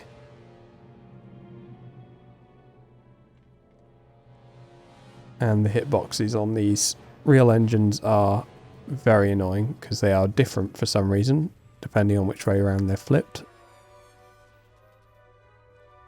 Let's add that there, and then we had a little one about there. And you see it just fills in that area with just something to give the impression that there's something going on. Very simple. So now we have our engines done basically.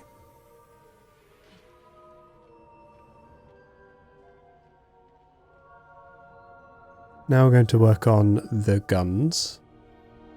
So I'm going to duplicate that. Don't worry that we haven't actually sized this up yet. And what I'm doing is I'm basically looking at this kind of middle section here. You see that line that runs down the middle of that section there? And I'm kind of lining up with that so that we face roughly out on the ship. And I'm scaling it down till I just about see it clipping over through the top. So place that there. Run along, and this one doesn't really matter too much. We're just trying to get a rough placement, so it's about there. And then I've just been flying up and kind of just trying to find that central point just by walking back a bit. So the central point is just to the right of that line there. So looking about here. And we can kind of guess the central point of this one. About there. And same again. About there. Next up, we're going to rotate these. And we're going to just scale them up a little bit till they feel like the same size as the side of that there. And I'm just going to place them along. Try and not let them stick out too much. Although these first three you can, because these back two are sticking out a little bit too much already. So we'll stick these out just a little bit more, and then these ones will try and recess a little bit by pushing them in to the face. And that should make them relatively even then. It's kind of frustrating that this is here, but we can't really do anything about that now because we built it. And then we're just going to do the same on the opposite side.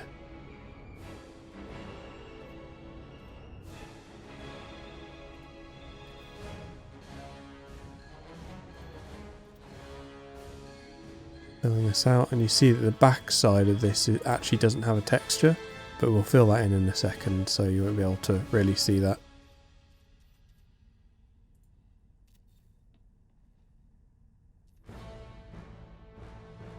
Just have a look down the line. Yeah, that's pretty good. This one's sticking out a little bit. So we can just adjust this a little bit, that's fine.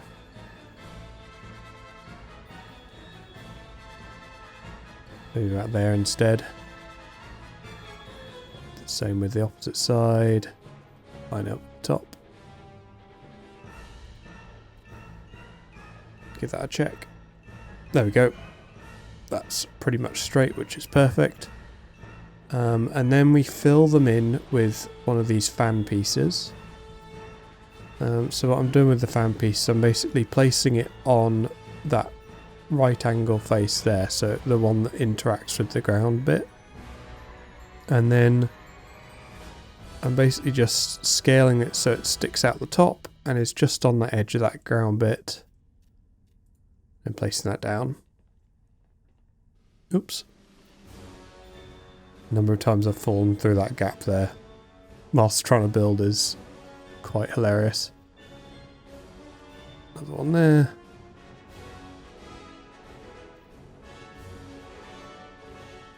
Another one there.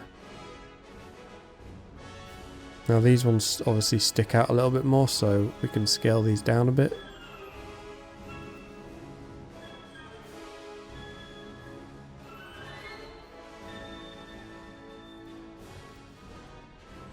Or alternatively, we might not even... no, those are fine. Yep, that's all good. So next up is the guns. I'm actually going to vary it a little bit from this side because this, I feel like these are a little bit too big. So I'm going to scale them down from a little bit on that and then fix that later. But the tutorial will basically be the same.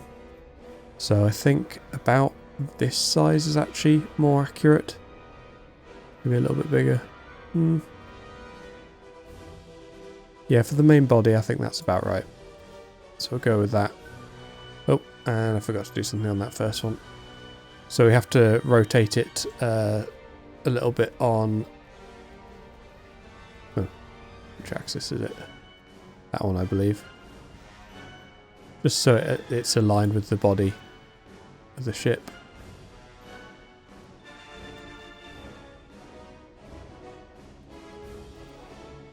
I'll just redo this one.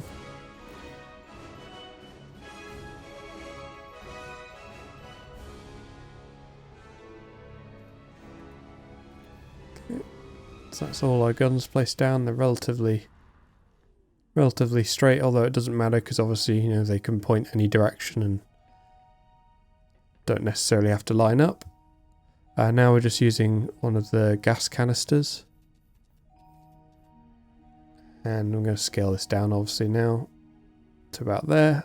You see how it's the two kind of rim pieces around the gas canister are sort of aligned with the edge of the main body of the gun. And then we're just sort of slightly clipping in a little bit. So actually aiming at this technically whilst we're doing it.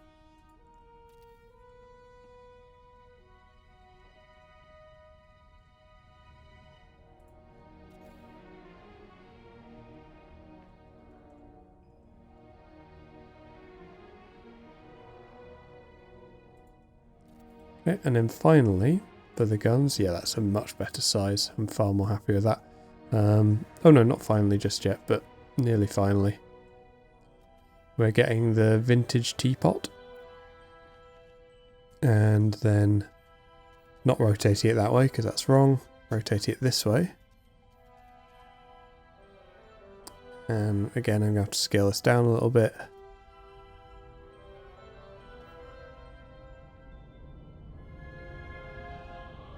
Place it there. There. You see I'm just placing it on the sort of those little sticking out dots. Falling off that edge again.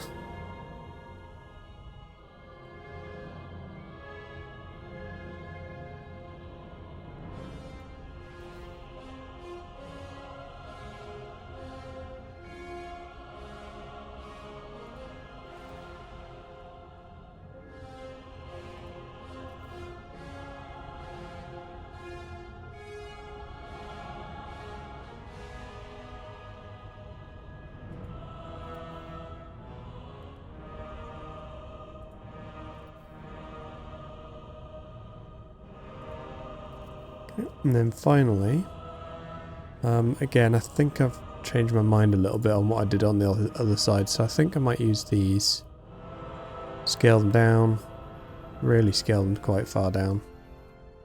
And this is just the, I assume it's the gunner port, but I've always thought it looked rather large on the actual ship, but I don't know. Ah, yeah. So that's the problem that you're going to find is you have to... It's weird, as you get closer to the edge of the circle, you have to scale things up a little bit. Yeah, so actually I think I have to go along these again with that larger scale. Just so then they're all equal.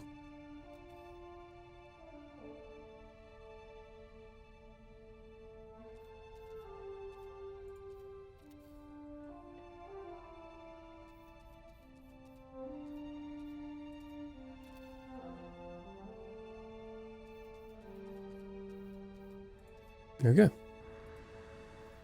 Those are our gun ports. Done. Nice, that looks good. We could obviously change up the colours. Although it doesn't seem to actually do anything on that box, so never mind. We might have to use a little bit of the this trick again.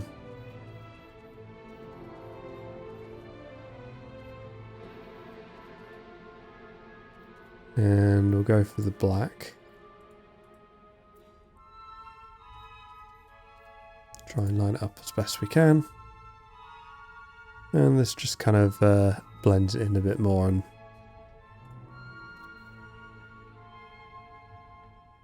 does it blend them in?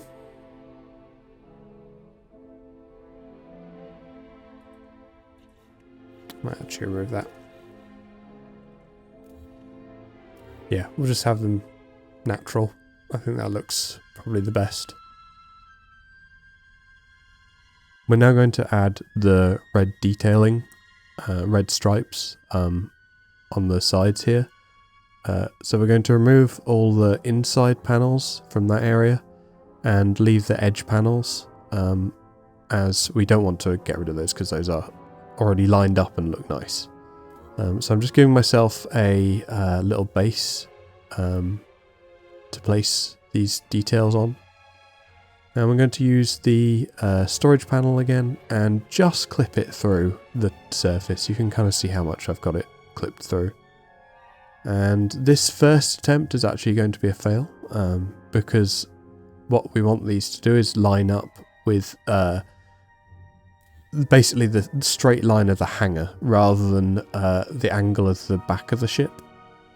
So currently it's lined up with the angle of the back, which is actually wrong.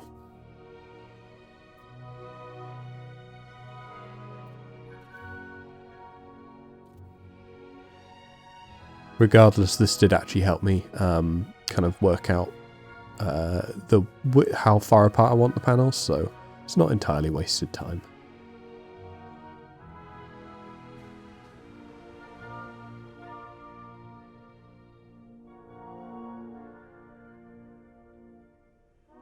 And yeah, there's the moment that I realised that it's not going to work like that. So I have to delete those. Of course, you know yourself, don't go and place those just yet and see what I do. But it's pretty simple. I'm just leaving that last one in because that one gave me a bit of a base of where to place them. And I'm just lining up with that middle one now instead to get the straight line in line with the hangar that we're in. And now we're just going to replace this edge one.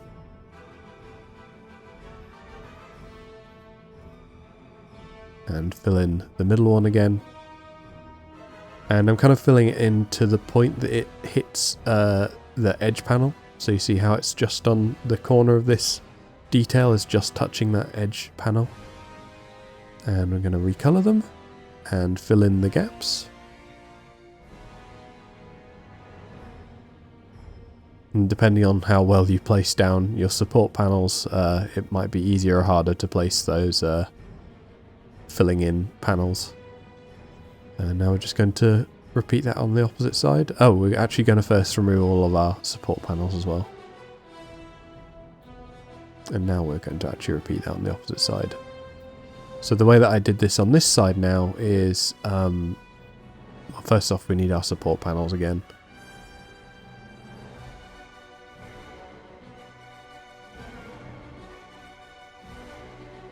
And I think I placed that initial panel in line, and then I used that as the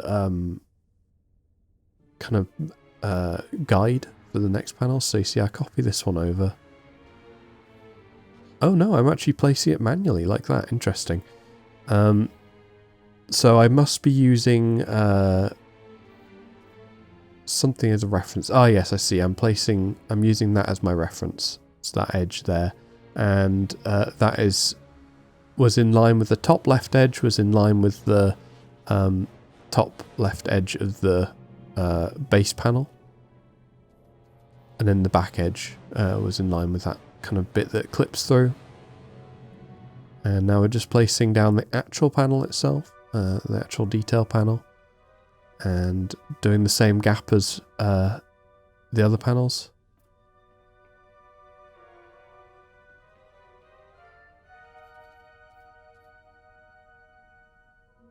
And now we just line it up with that edge paneling again.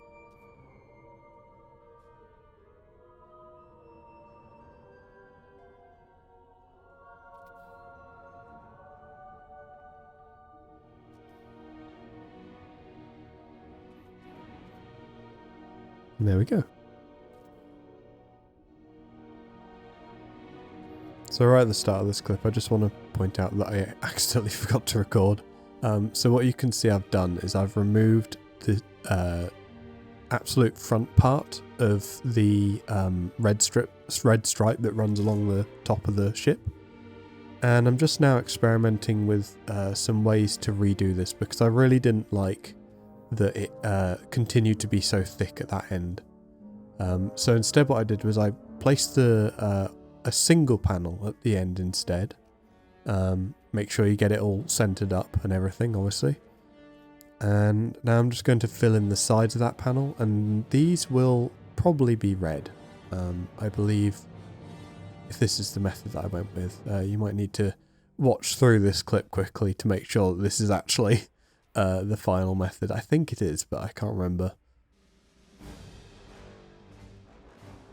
And now we're just placing that panel back in, and I think I've just remembered that this is actually the final design, so you can go ahead and do that. I'm just going to realign those panels because I noticed they're slightly off, and recolor these as red.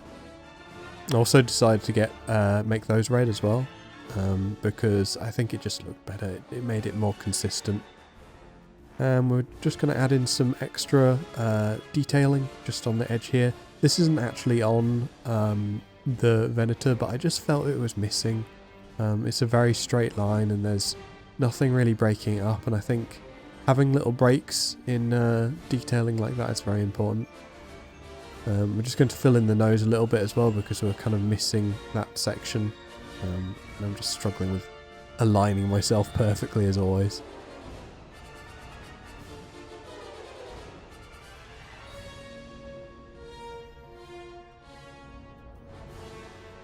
And now we're going to make something that's on the first version of the Venator. Now, when I say the first version, I mean the one that's in the Clone Wars, not Clone Wars, the Clone Wars animated show, because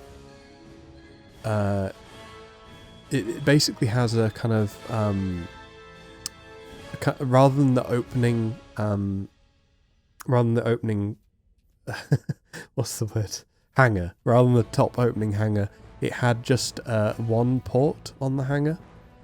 And I kind of like how this again breaks up that red line that runs all the way down. So I'm adding this on mine. You don't have to do this. You can absolutely make it the other model with the what looks like the opening hangar down the middle. But I, on my design here, have gone with the first version of the Venator. which is shown in the Clone Wars cartoons, rather than the one that's shown in the movies with the opening top.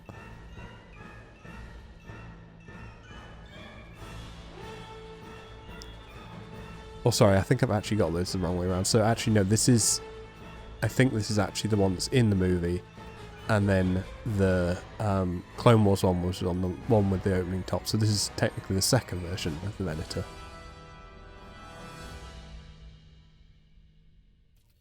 And there's the entranceway that I made.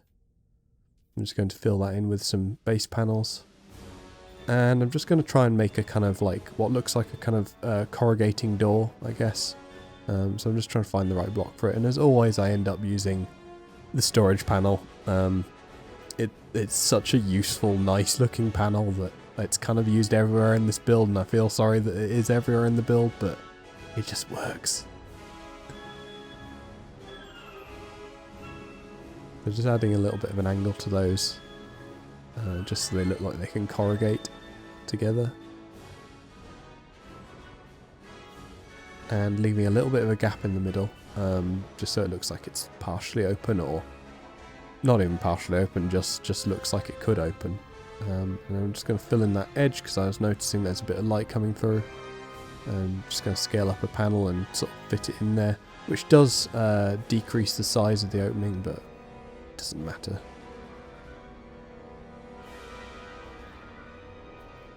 I just noticed that this was a little misaligned, so I'm just going to realign these quickly.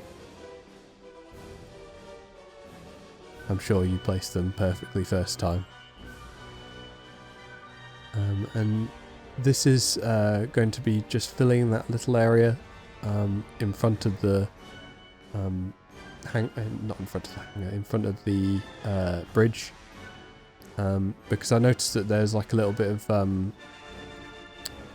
glitching between the textures, so this kind of covers it up, and it's also a little bit like this in the real design as well. So we've got a little bit of a panel here that angles in like a V shape, with its point going towards the back of the ship. And we're just going to fill in a little bit of greebling now, really. Like it's just, yeah, we're going to just make that sort of blend in a bit.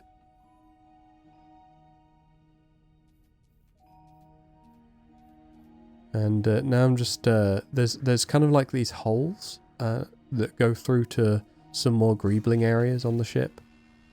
So I'm going to use the same technique again, is just, you know, kind of make a hole, give it a bit of support, and I'm trying to kind of line up with that guide of the side of the hangar.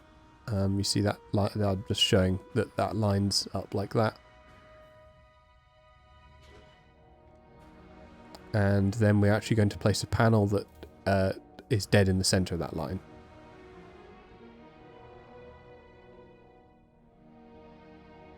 And now we're placing down the base for a little bit more detailing. And I'm actually going to fill that in for a second, so that I can place the opposite side. This basically gives me a guide to place that opposite side. And yes, you will have to remove some more panels as usual. And you see that gives us basically a nice straight edge then, and we know that's all square and good.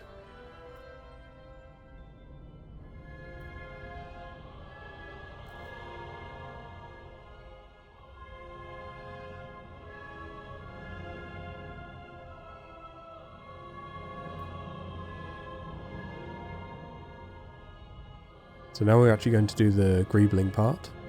So we're going to place down a couple of panels here. We're going to stack them one on top of each other like that, so that we are effectively one panel down from the top.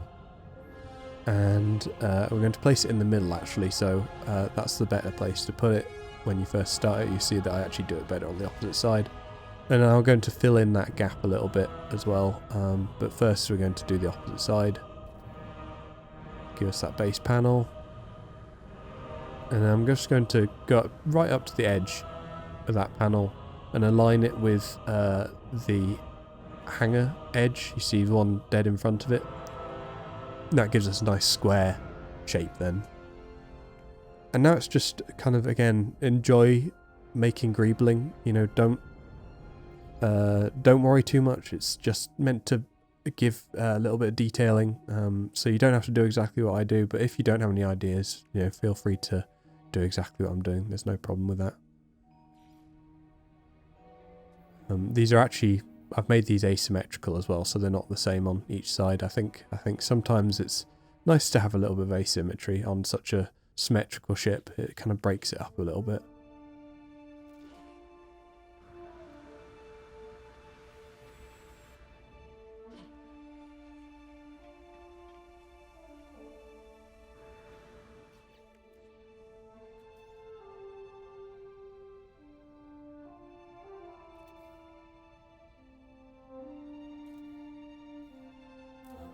Now, I wasn't too happy with how square the edges are on this, but there's not a lot that you can do really. Like, you see, I'm trying to make an angle panel there, but I just don't think it's going to work. So I'm actually just going to leave that as it is, and we're now going to fill in the opposite side with a bit of greebling. And you can see that I've done it asymmetrically, so it's not the same. We are using the same little bits though, because I felt like that was kind of necessary for this detail to use the same detailing on each side.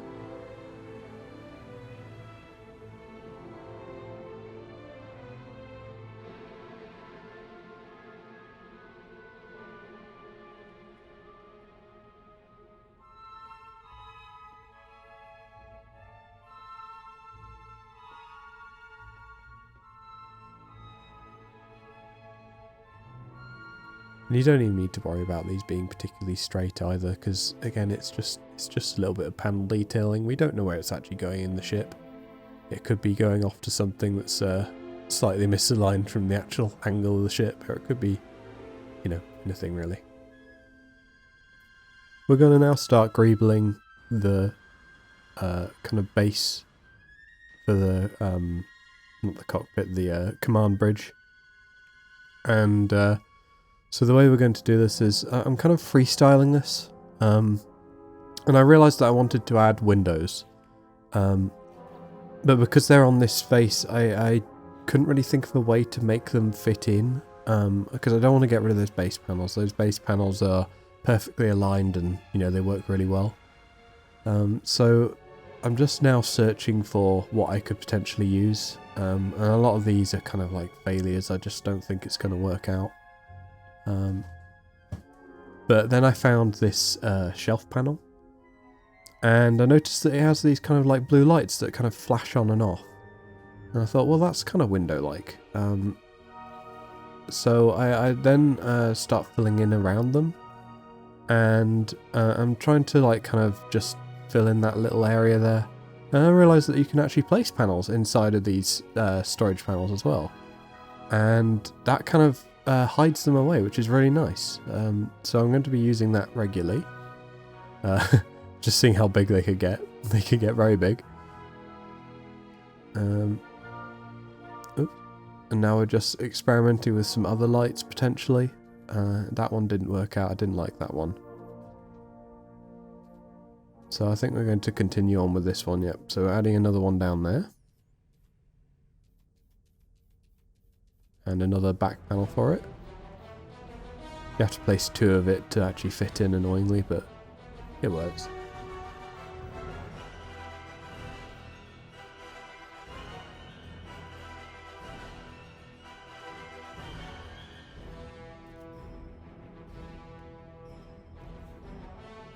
And now we're just adding this angle in to kind of blend it all together a little bit.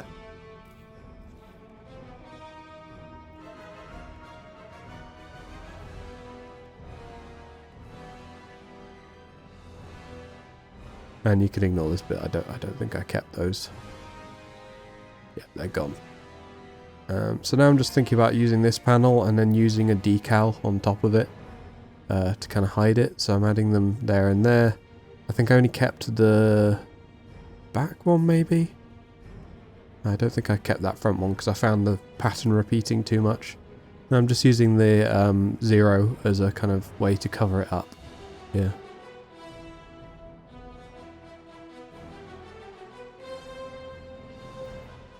It just helps it blend into the background a little bit better with the same colour palette going on. And I use a second 0 to kind of tighten that circle up, I guess. Cover up more of the light piece. Now I'm just going to add a little bit of lighting along this edge here. I felt like it kind of needed it somewhere a little bit higher up, so I'm using the panel that I don't normally like, but in this instance, being able to add windows with this panel is very useful.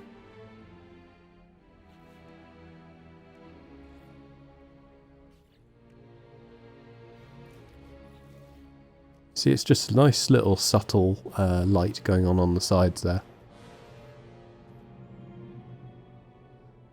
I was just experimenting with some colours, but I didn't end up using that. It didn't work out. And I found it's actually called a side panel or slide panel. I can't actually see, it's too small on my screen. Side panel piece, which I've been calling a lot of other things, but this is the real side panel piece. And I'm just placing these to kind of continue this shape up a little bit closer to the bridge.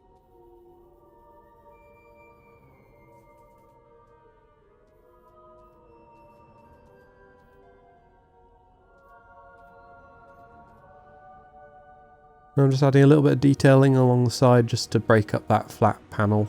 I just found it is a little bit too repetitive, so.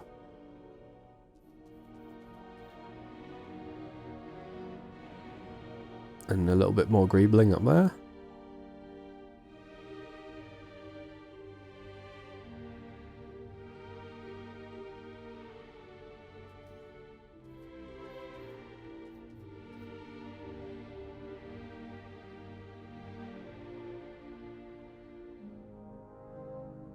And now we're just making it a darker colour just so that it blends in, and also repeating it to the opposite side.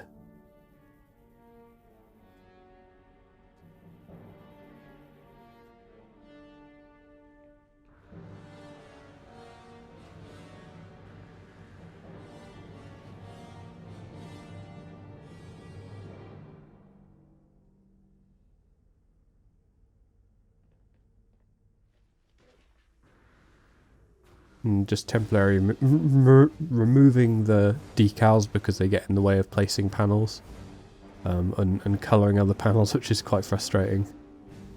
You see, I'm just going to finish off that side panel here because I wasn't able to because of that decal there. I'm just replacing that decal so that it covers it up again. Now we're going to just greeble this front face as well. Again, it's very much just free flow, just thinking about details that could go along here.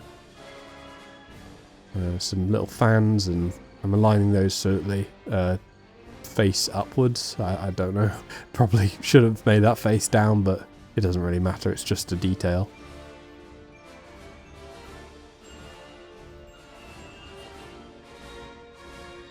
I'm just trying a few different pieces as well, but a lot of these end up going back to the same palette of pieces that I always do, because I've just found that they're the best pieces for adding greebles. Adding a bit of a corrugation there, potentially a door, doesn't really matter, it's just something to fill in that area.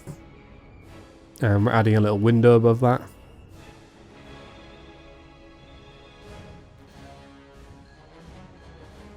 And a little support piece for the window.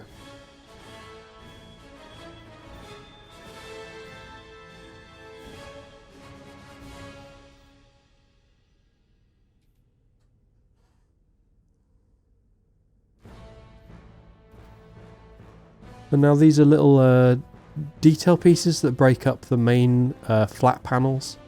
I did actually have an idea for how to do these panels better next time, and that would be I basically kind of almost leave a little gap between them, and it would give the impression of like panel lines.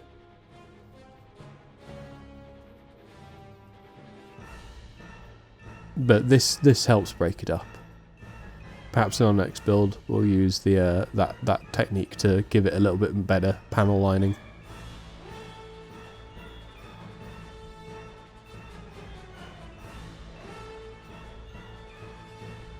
Now I've made all of those symmetrical. You probably could have them asymmetrical and it would look fine.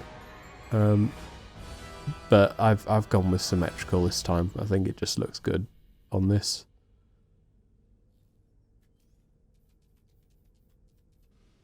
They could, for instance, perhaps be very small turrets. I know they certainly are on the Star Destroyer. There's turrets just like that all over it.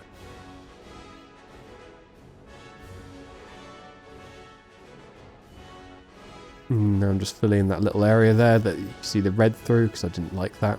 And I forgot to remove those support panels there, so I'm sure you've probably done the same because I didn't show that on video.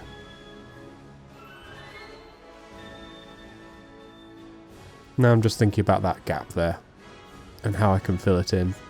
So I'm going to max out the size of 2 panels and I'm going to place them in there.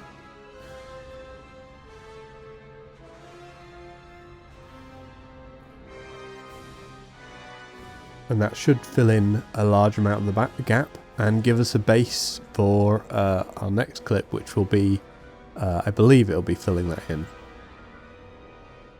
So just filling in that little gap there as well, because I didn't like that showing.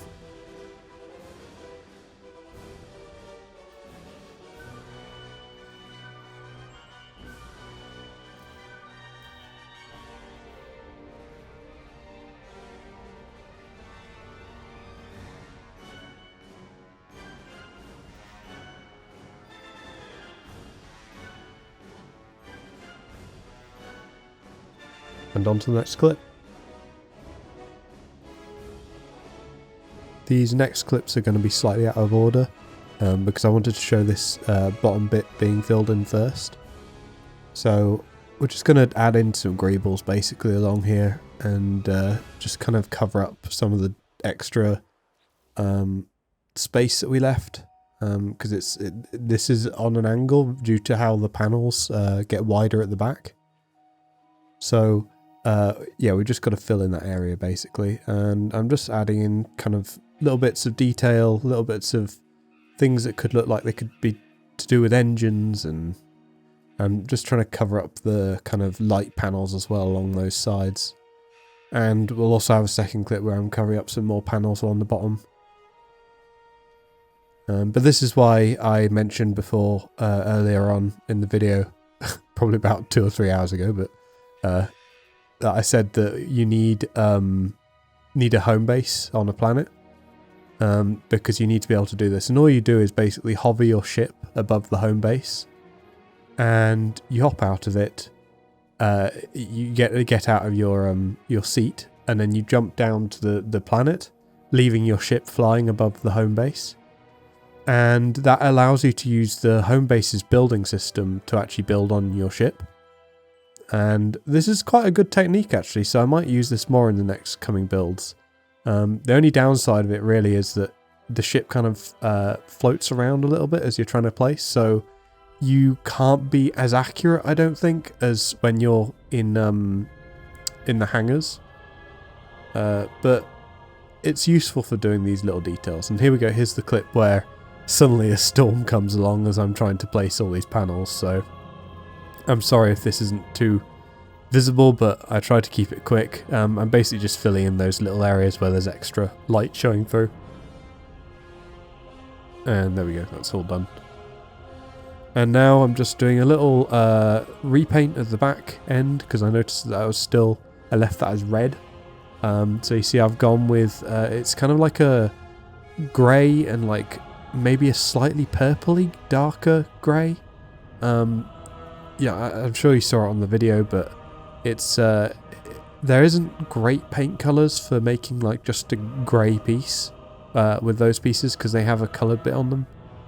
And now we're just going to kind of sharpen up this edge, because it's a little bit flat at the moment and it should come out a little bit more.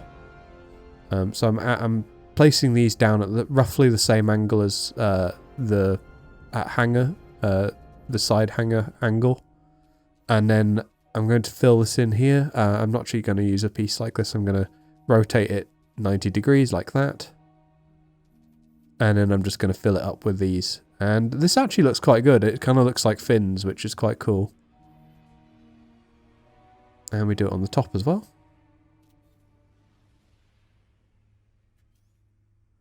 And again, always remember to place that last one first, because you end up having to do stuff like this otherwise. And now we're just going to fill in this back panel, because we've got some exposed lights along here, and I don't like them back there. I don't think they look right. So I'm just kind of angling out a little bit, and I'm going to scale these up till they kind of clip in with that piece I just placed. Annoyingly, you can't place anything there, so that section is going to be left empty. And this little section here where the panels overlap a little bit, I had to be kind of careful with how I place that. And now we're just going to add a little angle up there. Oh, actually, no, we don't place this on yet, so we place that one first. The vertical one. And now I'm going to replicate all of that on the opposite side. So just going to duplicate those so that we get the same size panel, because I did actually custom make those to the specific size.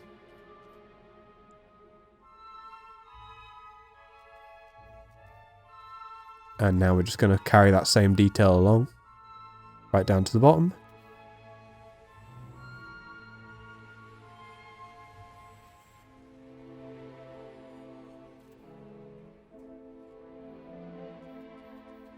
And do this side detail. This side is slightly sticking out further, but it's fine, don't worry. It's unnoticeable on the actual ship.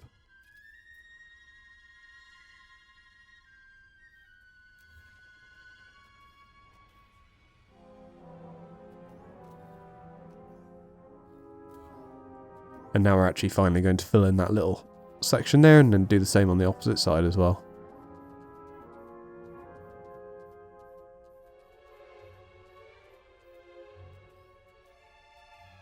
And now I just noticed that our hangar was missing some stuff, so again we're just going to line these lights with these storage panel pieces.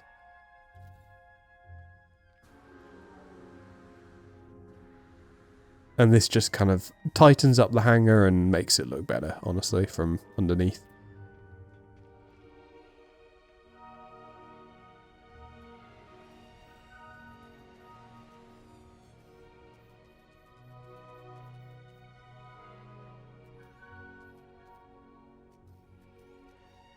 And we'll probably revisit this in the next video where we make the interior. Just slightly, just to improve how that looks on the entrance there, but this is good enough for the main video, really.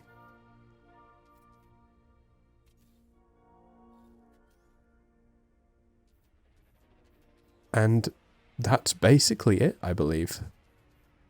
We're just checking over the colours quickly, having a look at everything, checking the inside for any extra panels. And congratulations, if you've got to this point, you have created a Venator. And here we go, here's some little cinematic shots before the end of the video. So, thank you very much for watching. I didn't mention this in the last video, but, you know, a lot of effort has gone into this, so I'd really appreciate it if you did go and subscribe. And if you do go and build this, I would really appreciate it if you tagged me on Twitter. My @ is just Propsy, just like my YouTube channel. You can also just tell me in the comments that you built it. That'd be really awesome. But that is it for the video. Thank you again for watching, and I hope you have a good time building this.